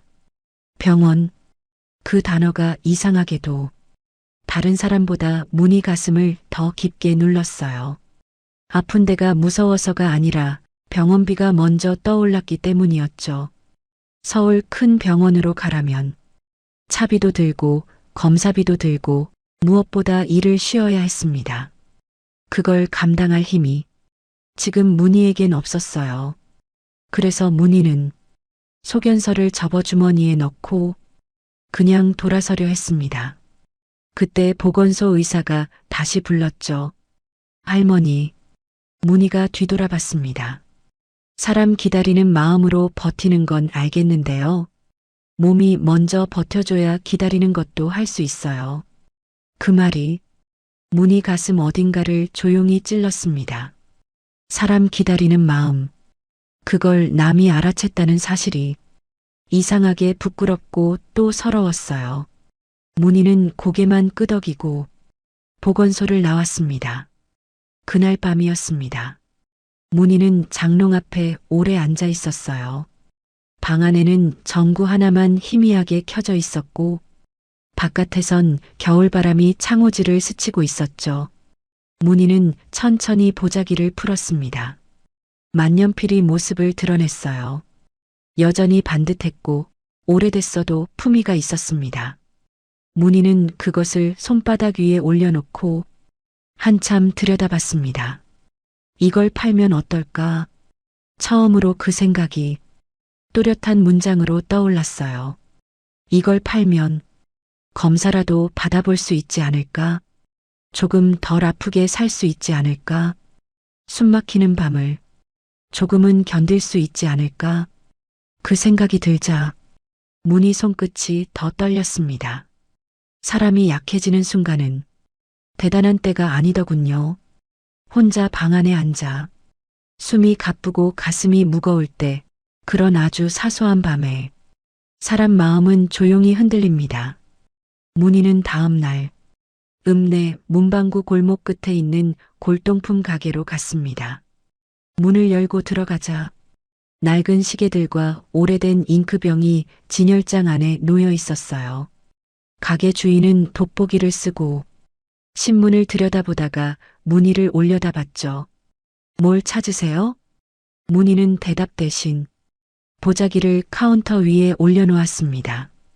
천을 펼치자 만년필이 드러났습니다. 가게 주인은 처음엔 무심한 얼굴이었어요. 하지만 펜촉을 들여다보고 몸통을 돌려보고 뚜껑 안쪽 각인을 확인한 뒤 표정이 조금 달라졌습니다. 할머니, 이거 오래된 겁니다. 관리도 잘하셨네요. 문희는 마른 입술을 한번 적셨습니다. 값이 좀 나올까요? 가게 주인은 잠시 계산기를 두드렸습니다. 그리고 조심스럽게 금액을 불렀죠. 문희 눈이 크게 흔들렸습니다. 생각보다 큰 돈이었습니다. 서울 가서 검사받고도 남을 돈일지 몰랐어요. 그 순간 문희 귓가에 오래된 목소리가 겹쳐 들렸습니다. 그래서 맡기는 거예요. 제가 다시 돌아올 이유가 있어야 하잖아요. 열차 창문 밖으로 손을 흔들던 할인 얼굴, 떨리던 목소리, 눈물에 젖어있던 눈빛까지 한꺼번에 밀려왔죠. 문희는 계산기 숫자를 더 이상 보지 못했습니다. 가게 주인이 다시 물었습니다. 파실 겁니까? 문희 손이 천천히 움직였습니다. 펜을 향해 뻗었던 손이 오히려 그것을 감싸주는 쪽으로요. 아니요. 목소리는 작았지만 이번에는 흔들리지 않았습니다. 못 팝니다. 주인이 잠깐 의아한 얼굴을 했습니다. 문희는 보자기를 다시 싸며 아주 천천히 말을 이었죠. 이건 그냥 물건이 아닙니다. 손놀림은 느렸지만 매듭만큼은 단단했어요. 누가 맡기고 간 마음이라 제가 이걸 팔면 안 됩니다. 가게를 나와 골목을 걷는 동안 문희 숨은 여전히 가빴습니다. 몸은 더 힘들었고 상황도 나아진 게 없었죠. 그런데도 이상하게 가슴 한복판에는 조금 다른 온기가 남아 있었습니다. 사람은 끝내 지켜야 할 것이 있을 때 그것만으로도 다시 버틸 힘이 생기나 봅니다. 그날 이후 문희는 더 자주 장롱을 열게 됐습니다. 아픈 날이면 보자기를 한번 만져보고 외로운 날이면 펜촉 끝을 손가락으로 살짝 쓸어보았죠. 그러면 꼭 할인이 가까운 데 있는 것 같았습니다. 서울 하늘 아래에서 여전히 바쁘게 살고 있겠지. 아직도 밥은 대충 먹고 다니겠지. 잠은 제대로 자려나. 그런 생각들이 문희 마음속을 맴돌았어요. 하지만 그 모든 생각 끝에는 늘 같은 문장이 남았습니다. 우리 아가씨는 돌아온다. 그 믿음 하나로 문희는 다시 하루를 버텼습니다. 눈이 오면 마당을 쓸었고 비가 오면 처마 및 양동이를 옮겼고 봄이 오면 감나무 밑에 삽을 한 번 더 댔습니다. 누가 시킨 일도 아니었지만 집을 무너지게 둘 수는 없었어요. 할인이 돌아왔을 때 대문이 삐걱거려선 안 되고 방 안에 곰팡이 냄새가 배어선 안 되고 책상 다리가 흔들려서도 안 된다고 생각했죠. 그래서 문희는 몸이 아픈 날에도 걸레를 짜고 창을 닫고 이불을 털었습니다. 살기 위해서라기보다 기다리기 위해서였어요. 그리고 어느 늦가을 저녁 문희는 마당 감나무 아래 잠시 멈춰 섰습니다. 햇빛이 다 넘어간 뒤라 그림자가 길게 드리워져 있었죠. 문희는 가슴을 한번 누르고 천천히 숨을 골랐습니다. 그러다 문득 대문 쪽을 바라봤어요. 별다른 소리는 없었습니다. 발자국 소리도 차 소리도 없었죠.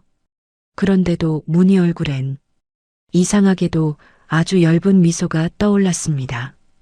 마치 이제 정말 누군가 올 것 같은 예감이 가만히 스쳐 지나간 사람처럼요.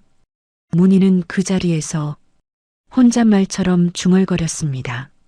아가씨, 아주머니가 아직 잘 버티고 있어요. 그리고 천천히 몸을 돌려 다시 집 안으로 들어갔습니다. 기다리는 사람의 시간은 아주 느리게 흘렀지만 그 느림 끝에서도 문희는 끝내 손을 놓지 않았습니다. 할인이 맡기고 간 약속도 자기 남은 생도 무너졌다가 다시 일어설 누군가의 자리를 조용히 지키고 있었던 거죠. 늦가을이 거의 끝나가던 날이었습니다. 아침부터 하늘빛이 흐렸어요. 햇살은 있었지만 힘이 없었고 바람은 마른 잎사귀만 쓸어가듯 차갑게 불었습니다. 문희는 그날도 읍내에 다녀오는 길이었습니다. 장바구니 안에는 무 2개와 된장 1봉지 그리고 약국에서 사온 기침약이 들어있었죠. 버스에서 내릴 때까지만 해도 괜찮다고 생각했습니다. 조금 숨이 찬 것쯤이야 늘 있던 일이었으니까요. 하지만 정류장에서 몇 걸음 옮기지 않았을 때였어요. 가슴 한가운데가 누가 안에서 움켜쥔 것처럼 조여왔습니다. 문희는 걸음을 멈췄습니다. 숨을 들이마시려 했지만 공기가 목 아래로 잘 내려가지 않았어요. 눈앞도 순간 흐려졌죠. 아이고, 아주 작은 신음이 새어나왔습니다. 문희는 길가 전봇대에 손을 짚었습니다. 손끝에 힘이 들어가지 않았어요. 장바구니 손잡이가 손가락 사이에서 미끄러졌고 무 1개가 바닥으로 굴러갔습니다. 바로 그때였어요. 검은 승용차 1대가 정류장 앞에 조용히 멈춰 섰습니다. 문희는 처음엔 택시인 줄 알았어요.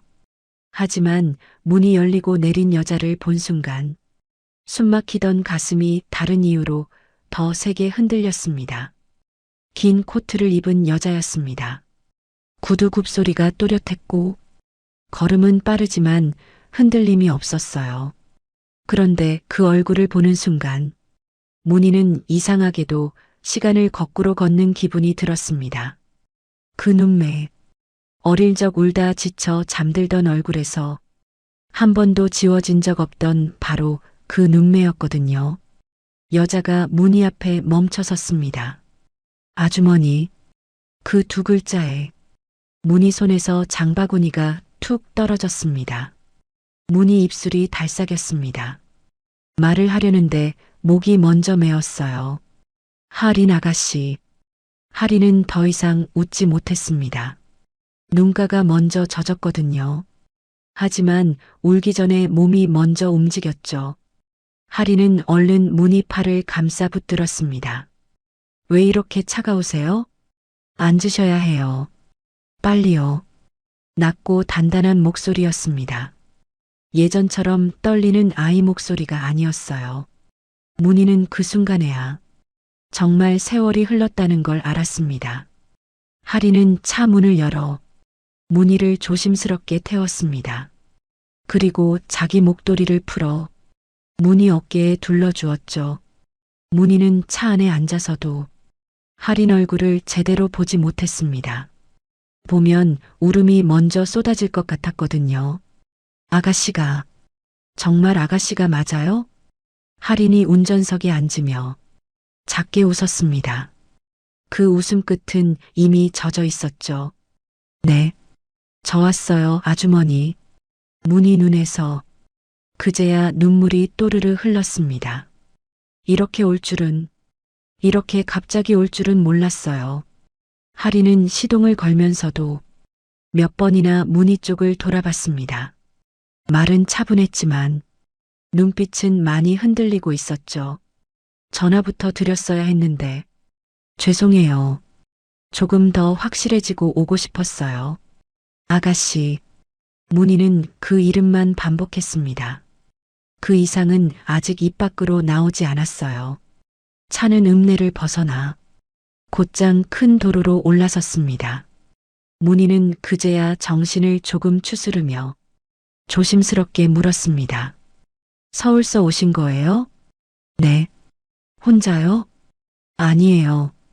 뒷차에 사람들이 더 오고 있어요. 문희는 놀란 얼굴로 창밖을 봤습니다. 정말 조금 뒤쪽으로 검은 차 한 대가 더 따라오고 있었죠. 하린은 핸들을 잡은 채 짧게 숨을 골랐습니다. 아주머니, 오늘은 저랑 서울 가셔야 해요. 문희가 고개를 돌렸습니다. 서울이요? 네. 검사 받아야 해요. 지금 미루실 때 아니에요. 문희는 본능처럼 손부터 저었습니다. 아니에요, 아가씨. 내 몸이야 뭐 늙으면 다 이런. 하린이 말을 끊었습니다. 아주머니, 그 한마디가 생각보다 훨씬 단단했습니다. 문희는 입을 다물었습니다. 그 말 이제 저한테 안 통해요. 하린 목소리는 낮았지만 분명히 힘이 있었어요. 제가 모를 줄 아셨어요? 약도 대충 드시고 검사도 미루고 그렇게 버티고 계신 거. 문희 눈가가 다시 붉어졌습니다. 혼나는 것도 아닌데 이상하게 가슴이 먹먹해졌죠. 저 아가씨 바쁜데 괜히. 이번엔 제 차례예요. 짧은 말이었습니다. 하지만 그 말이 문희 가슴 깊숙한 데를 세게 울렸어요. 예전에 자신이 했던 마음과 닮아 있었기 때문입니다. 지켜야 하니까 움직이는 마음, 설명보다 먼저 손이 나가는 마음. 차 안이 잠시 조용해졌습니다. 밖으로는 늦가을 들판이 스쳐 지나갔어요. 추수를 끝낸 논바닥은 텅 비어 있었고 전봇대 그림자만 길게 드리워졌죠. 문희는 한동안 그 풍경을 바라보다가 조심스레 하린 얼굴을 다시 봤습니다. 확실히 달라져 있었습니다. 어깨는 고닫고 눈빛은 깊어졌고 말끝에는 망설임이 없었어요. 그런데도 어딘가에는 예전 그 17살 아이의 결이 남아 있었죠. 문희가 떨리는 목소리로 물었습니다. 밥은 잘 먹고 다녔어요? 그 말에 하린이 울 듯 웃었습니다. 그러게요. 아주머니는 그 말부터 하실 것 같았어요. 서울 사람들은 바빠서 끼니 자꾸 놓친다 하잖아요. 예전보단 잘 챙겨 먹어요. 아주머니 생각나서라도요. 문희는 그 말을 듣고 입술을 꾹 다물었습니다. 울지 않으려고 애쓰는 얼굴이었죠. 한참 뒤 할인이 차에서 서류 봉투 하나를 꺼내 문희 무릎 위에 올려놓았습니다. 두툼한 봉투였습니다. 겉면에는 법무법인 이름이 적혀 있었고 안쪽에는 여러 장의 문서가 꽂혀 있었어요. 문희는 쉽게 손대지 못했습니다. 이게 뭔데요? 할인은 잠시 전방을 보다가 낮은 목소리로 말했습니다. 아버지 일 다시 들여다봤어요. 그 말에 문희 손끝이 멈췄습니다. 재단 인수 과정에서 회계장부가 바뀐 흔적이 나왔고 허위 진술한 사람도 찾아냈어요. 처음부터 아버지를 앞세워 덮으려 한 거였어요. 문희 눈동자가 크게 흔들렸습니다. 오래 가라앉아 있던 이름과 시간들이 그 한마디에 다시 떠오른 것이었죠. 정말이에요? 할인이 작게 고개를 끄덕였습니다. 네. 아직 다 끝난 건 아니지만 이제는 숨길 수 없어요. 문희는 봉투를 두 손으로 붙잡았습니다. 종이 한 장 한 장이 너무 무거운 것처럼 느껴졌죠. 원장님이 그 이름을 입에 올리는 순간 문희 목소리가 젖었습니다. 원장님 억울한 거 정말 밝혀질 수 있겠어요? 할인은 이번엔 더 또렷하게 대답했습니다. 밝혀낼 거예요. 그 짧은 말 안에 지난 세월이 다 들어 있었습니다. 혼자 공부하던 방, 서울 기숙사, 밤새 읽던 판례집, 견디면서 모은 증거들, 이름을 숨기듯 살아야 했던 날들까지요. 아주머니가 저 살려주신 날부터 전 그 생각밖에 안 했어요. 할인 손이 잠시 핸들 위에서 굳어졌습니다.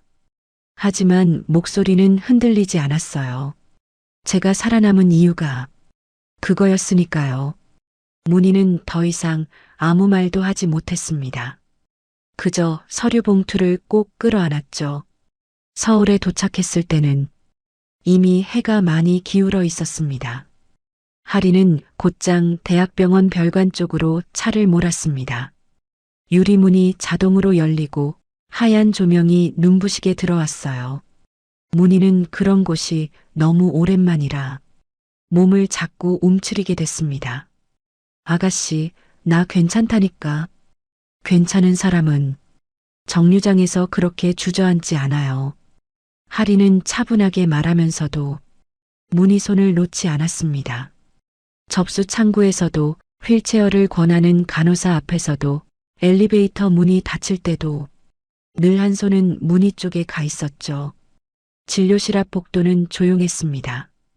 벽에는 심장 모형 그림과 폐 사진이 걸려 있었고 소독약 냄새가 은근하게 퍼져 있었어요. 문희는 의자 끝에 걸터 앉아 자꾸만 주변 눈치를 봤습니다. 아가씨, 이런 데 오면 돈 많이 들 텐데. 할인이 곧바로 대답했습니다. 그건 제가 알아서 해요.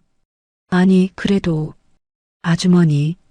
할인이 문희 앞에 쪼그려 앉았습니다. 시선 높이를 맞추듯이요. 지금 제일 중요한 건 돈도 아니고 서류도 아니에요. 문희가 조심스레 눈을 들었습니다. 아주머니가 여기 계신 거예요. 그 말에 문희 눈동자가 크게 흔들렸습니다. 얼마나 오랜만에 들어보는 말이었을까요? 누군가에게 내가 먼저라고, 내 몸이 먼저라고 들은 게 문희 눈가가 금세 젖었습니다. 아가씨, 저 늦었죠. 할인 입가가 아주 조금 떨렸습니다. 감추려 했지만 감춰지지 않는 떨림이었죠. 더 빨리 왔어야 했는데. 문희는 급히 고개를 저었습니다. 아니에요. 이렇게 와준 것만으로도 끝까지 말하지 못했어요. 울음이 먼저 차올랐거든요. 할인은 조용히 문희 손을 잡았습니다. 따뜻한 손이었습니다. 예전처럼 거칠지는 않았지만 분명히 누군가를 놓치지 않으려는 힘이 있는 손이었죠. 문희는 그 손을 느끼는 순간 이상하게도 아주 오래전 기억이 떠올랐습니다. 사택 뒷문 앞, 밤 공기, 떨고 있던 아이 손, 그리고 자기 손에 남아있던 체온. 시간은 그렇게 멀리 흘렀는데도 결국 이 손 하나로 다시 이어지는구나. 문희는 속으로 그렇게 생각했습니다. 잠시 뒤 진료실 문이 열리고 간호사가 이름을 불렀습니다. 서문희님 들어오세요. 문희는 천천히 일어났습니다. 다리에 힘이 잘 안 들어갔죠. 그런데 이번에는 넘어질 것 같지 않았어요. 할인이 옆에 있었으니까요. 진료실로 들어가기 직전 문희가 문 앞에서 잠시 멈췄습니다.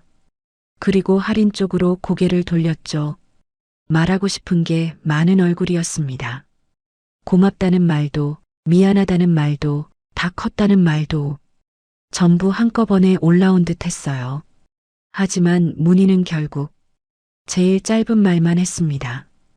우리 아가씨. 그 한마디에 할인 눈도 다시 붉어졌습니다. 네, 아주머니. 문희는 떨리는 손으로 할인 손등을 한번 쓸어내렸습니다. 그리고 아주 작은 목소리로 말했어요. 잘 왔어요. 그 한마디가 할인에게는 긴 세월 끝에 받은 허락처럼 들렸습니다. 진료실 문이 닫히고 복도에 혼자 남은 할인은 천천히 숨을 들이마셨습니다. 눈을 감았다가 떴죠. 이제부터 시작이었습니다. 문희를 반드시 살릴 것, 아버지의 억울함을 끝까지 바로잡을 것, 어머니 이름까지 깨끗하게 되찾아드릴 것, 그리고 무엇보다 다시는 문희를 혼자 두지 않을 것. 할인은 손에 들린 서류 봉투를 더 단단히 쥐었습니다.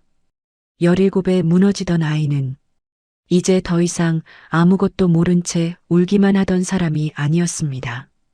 끝내 돌아왔고 돌아온 사람은 예전과 같은 사람이 아니었죠. 복도 끝 창문 너머로 늦은 저녁 불빛이 켜지고 있었습니다. 할인은 그 빛을 한참 바라보다가 아주 천천히 그러나 흔들림 없이 진료실 문 앞에 다시 섰습니다. 수술은 다행히 잘 끝났습니다. 긴 복도 끝 수술실 불이 꺼졌을 때 할인은 그제야 벽에 기대어 숨을 내쉬었어요. 어깨가 천천히 내려갔고 끝까지 굳어있던 손끝도 아주 조금 풀렸죠. 담당 교수가 마스크를 내리며 말했습니다. 고비는 넘기셨습니다. 이제 회복만 잘하시면 됩니다. 그 말 한마디에 할인 눈가가 금세 젖었습니다. 하지만 울지는 않았어요. 지금 울면 다리에 힘이 풀려 그 자리에서 주저앉을 것 같았거든요. 바로 그때였어요. 할인은 두 손으로 얼굴을 한번 감쌌다가 천천히 고개를 들었습니다. 그리고 아주 작은 목소리로 혼잣말처럼 중얼거렸죠. 다행이다. 정말 다행이에요.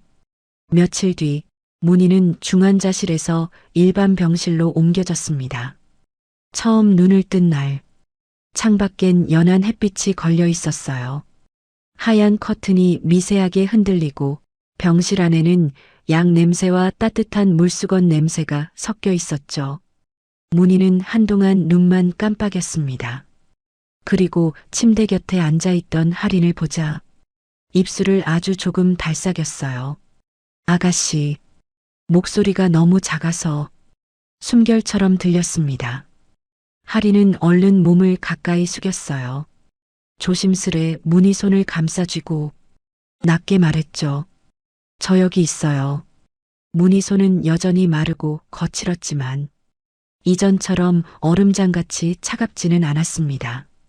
손바닥 안에서 희미하지만 분명한 온기가 느껴졌어요. 문희는 눈가를 축이며 할인 얼굴만 한참 바라봤습니다.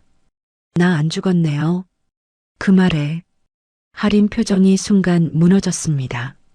아주머니, 짧은 부름이었지만 그 안에 서운함과 안도와 애틋함이 다 담겨 있었어요. 그런 말씀 다시는 하지 마세요. 저 아직 아주머니한테 받은 거 하나도 못 갚았어요. 문희는 힘없이 웃었습니다. 아프고 지친 얼굴이었지만 그 웃음만은 오래전 그대로였죠. 받긴 뭘 받았다고. 하리는 이번엔 대꾸하지 않았어요. 그저 문희 손등을 엄지로 천천히 쓸어내렸습니다. 이후로 병실의 시간은 아주 느리게 흘렀습니다. 하리는 아침마다 제일 먼저 병실로 왔어요. 따뜻한 물을 받아오고 약 먹을 시간을 챙기고 간호사가 지나간 뒤에는 베개 높이까지 다시 만져봤죠. 문희는 그럴 때마다 자꾸만 눈치를 보며 말했습니다. 아가씨, 나 때문에 일은요? 그러면 하리는 차트를 넘기듯 차분한 얼굴로 말했어요. 지금 제일 중요한 일은 아주머니 곁에 있는 거예요. 그 말을 들을 때마다 문희 눈에는 설명하기 어려운 빛이 스쳤습니다. 미안함 같기도 하고 고마움 같기도 하고 어쩌면 살아보길 잘했다는 안도일지도 몰랐죠. 그 사이 하리는 다른 일도 멈추지 않았습니다. 병실 한쪽 작은 탁자 위에는 서류 봉투가 늘 몇 개씩 쌓여 있었어요. 재단 회계자료, 옛 진술서, 제조사 의견서, 그리고 아버지 사건과 관련된 기록들. 문희가 졸고 있는 시간에도 하리는 노트북 화면을 오래 들여다봤습니다. 눈이 충혈되도록 문장을 읽고 관계자에게 전화를 걸고 어떤 밤은 복도 끝 벤치에서 혼자 판례를 정리하기도 했죠. 그러던 어느 오후였습니다. 문희가 창가에 기대어 미음 한 그릇을 천천히 떠먹고 있을 때였어요. 할인이 병실 문을 열고 들어왔습니다. 평소보다 얼굴이 더 창백했지만 눈빛은 이상하리만큼 또렷했죠. 문희가 숟가락을 멈추고 바라봤습니다. 무슨 일 있어요? 할인은 곧바로 대답하지 않았어요. 대신 들고 있던 서류 봉투를 침대 위에 조용히 내려놓았습니다. 그리고 아주 천천히 말했죠. 아버지 일 정리됐어요. 문희 손이 떨렸습니다. 숟가락 끝에 남아있던 미음 한 방울이 이불 위로 떨어졌어요. 하지만 문희는 그조차 느끼지 못한 얼굴이었죠. 정말이에요? 할인이 고개를 끄덕였습니다. 재단 쪽 비자금 흐름이 다 확인됐고 처음 조사 때 빠졌던 장부 원본도 나왔어요. 아버지는 희생양이었던 걸로 공식 판단 내려졌어요. 문희 눈동자가 크게 흔들렸습니다. 오래 붙들고 살던 응어리가 그제야 조금씩 풀리는 사람처럼요. 할인은 한 번 더 숨을 고르고 말을 이었습니다. 어머니도요. 더는 그런 이름으로 남지 않게 됐어요. 그 순간 문희 두 눈에서 눈물이 조용히 흘러내렸습니다. 한 방울, 또 한 방울. 아주 느린 울음이었어요. 소리도 없고 몸부림도 없었지만 그 눈물 안에는 긴 세월이 다 잠겨 있었죠. 원장님, 사모님. 문희 입술이 떨렸습니다. 이제야. 거기서 말이 끊겼어요. 목이 메어 더는 나오지 않았거든요. 할인은 아무 말 없이 문희 곁으로 다가와 앉았습니다. 그리고 두 손으로 문희 손을 꼭 감쌌죠. 그날 병실은 유난히 조용했습니다. 복도에서 카트 바퀴 지나가는 소리만 들렸고 창문 밖 하늘은 투명할 만큼 맑았어요. 며칠 뒤 문희는 퇴원을 하게 됐습니다. 병원 현관을 나서는 날 문희는 걸음을 몇 번이나 멈췄어요. 바깥 공기가 낯설었고 살아서 다시 햇빛 아래 나온 게 아직도 실감나지 않는 얼굴이었죠. 할인은 그런 문희 옆에서 걸음을 일부러 천천히 맞췄습니다. 팔을 잡은 손에도 힘을 과하게 주지 않았어요. 문희 자존심을 상하게 하지 않으면서도 넘어지지 않게 받쳐주는 힘이었죠. 차가 멈춘 곳은 서울 외곽의 조용한 주택가였습니다. 크지도 화려하지도 않은 집. 하지만 마당 끝에 화분 몇 개가 놓여 있었고 햇빛이 잘 드는 창이 2개나 있는 집이었죠. 현관문을 열자 깨끗이 쓸린 바닥 냄새와 방금 끓인 국 냄새가 났습니다. 문희는 문턱 앞에서 한동안 안으로 들어서지 못했어요. 아가씨 여긴. 할인이 웃으며 말했습니다. 우리 집이에요. 문희는 그 말을 듣고도 곧바로 이해하지 못한 얼굴이었습니다. 내가 있을 때가 아닌데. 왜 아니에요? 할인 목소리는 부드러웠지만 뜻은 분명했어요. 이제 아주머니가 더는 남의 집 눈치 보며 사실 이유 없잖아요. 문희 눈가가 다시 붉어졌습니다. 할인은 대답할 틈도 주지 않고 집안을 하나씩 보여줬어요. 햇빛 드는 방, 창문 옆 작은 화분, 책장 한 칸 비워둔 자리, 부엌 한편에 놓인 문희 전용 약통까지, 그리고 거실 한가운데에는 작은 액자 2개가 놓여 있었습니다. 하나는 복원한 가족 사진이었어요. 젊은 날의 아버지와 어머니가 환하게 웃고 있었죠. 다른 하나는 낡은 간이역 승강장 사진이었습니다. 사진 아래에는 짧은 글이 적혀 있었어요. 돌아오겠다고 약속한 날. 문희는 그 글 앞에서 끝내 고개를 숙였습니다.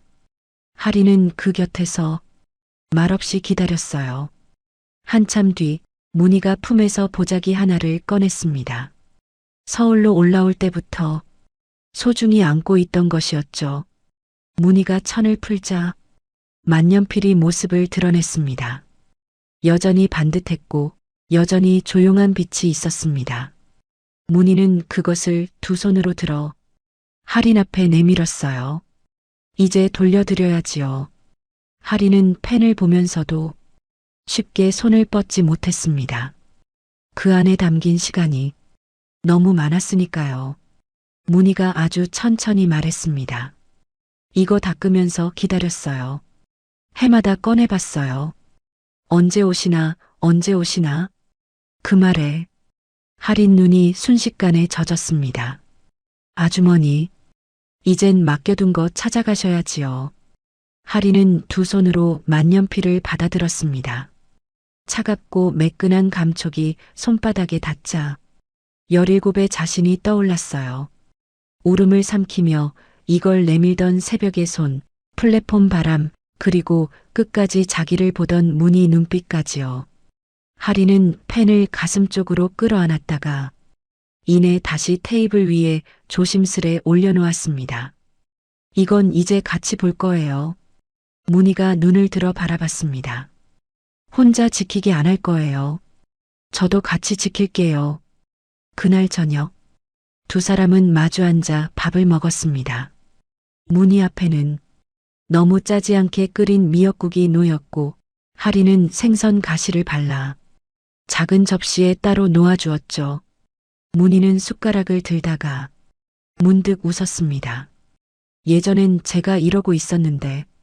할인도 웃었어요. 그러니까 이제 제 차례라니까요. 그 짧은 대화가 이상하게도 2 사람 마음을 오래 데웠습니다. 며칠 뒤 할인은 문희에게 조용히 말했습니다. 아주머니, 같이 가야 할 때가 있어요. 아침부터 하늘이 맑은 날이었어요. 바람은 차가웠지만 햇빛은 유난히 깨끗했습니다. 차가 멈춘 곳은 도시 외곽 언덕 위 작은 묘지였습니다. 문희는 차 문이 열리자마자 말을 하지 않아도 왜 여기 왔는지 다 아는 표정이었죠. 할인은 한 손에 국화꽃을 들고 다른 손엔 가족사진 복사본이 든 봉투를 들었습니다. 만년필도 함께 챙겨왔어요. 2 사람은 천천히 언덕길을 올랐습니다. 마른 풀 냄새가 났고 발밑에서 작은 자갈이 바스락거렸죠. 묘 앞에 다다르자 할인 걸음이 아주 조금 느려졌습니다. 돌비석 위에 새겨진 부모 이름. 오래 보고 싶었고 또 오래 피하고 싶었던 이름이었어요. 할인은 한동안 그 자리에 가만히 서 있었습니다. 그러다 천천히 무릎을 꿇고 꽃을 내려놓았죠. 손끝이 많이 떨렸습니다. 문희는 바로 옆에 서서 아무 말 없이 기다려 주었습니다. 한참 뒤 할인이 입을 열었습니다. 아버지, 어머니. 목소리가 처음부터 젖어 있었습니다. 저 왔어요. 그 말 뒤로 잠시 바람소리만 들렸습니다. 너무 늦었죠. 정말 오래 걸렸어요. 할인은 고개를 들지 못한 채 계속 말했습니다. 도망치듯 떠났는데 이제는 안 도망가요. 할인이 눈에는 눈물이 떨어졌고 마른 흙 위에 스며들었습니다. 아버지 억울한 거 바로 잡았어요.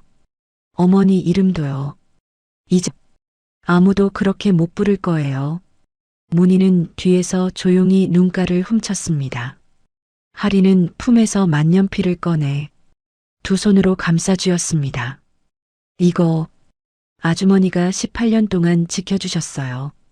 그 덕분에 저도 여기까지 왔어요. 그리고 아주 낮게 하지만 또렷하게 말했죠. 이제는 제가 아주머니 지킬게요.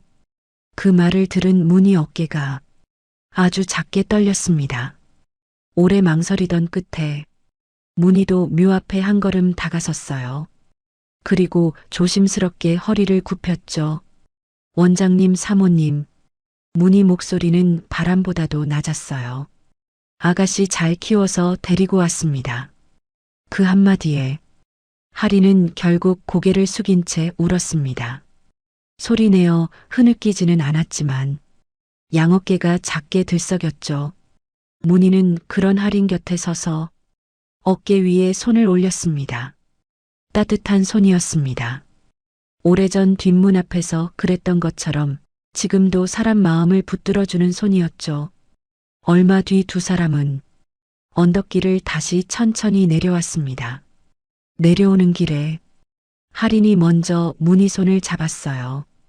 이번에는 놓칠까봐 급히 붙드는 손이 아니라 이제 같이 가자는 뜻으로 건네는 손이었죠. 문희도 그 손을 마주 잡았습니다. 힘은 약해졌지만 마음까지 약해진 건 아닌 손. 오래 기다린 끝에 드디어 제자리를 찾은 손이었습니다. 언덕 아래에 다다랐을 때 할인이 조용히 말했습니다. 아주머니, 네 아가씨, 이제 우리 조금 편하게 살아도 되죠? 문희는 바로 대답하지 않았습니다. 대신 하늘을 한번 올려다봤어요. 햇빛은 환했고 바람은 차가웠지만 이상하게도 마음만은 아주 따뜻했죠. 그리고 아주 천천히 미소가 어린 얼굴로 말했습니다. 그래도 될 것 같아요. 그 대답을 들은 할인도 작게 웃었습니다. 두 사람은 다시 차 쪽으로 걸어갔습니다.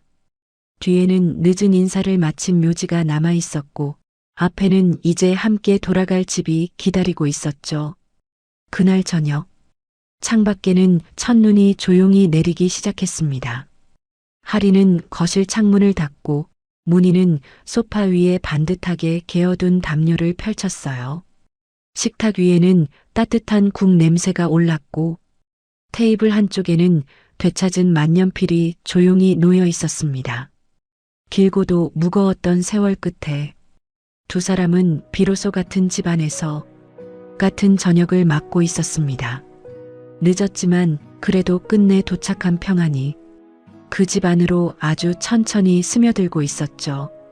이번 이야기를 들려드리면서 저는 끝까지 사람을 살리는 건 돈도 힘도 아니라 누군가를 향한 진심이라는 생각을 했습니다.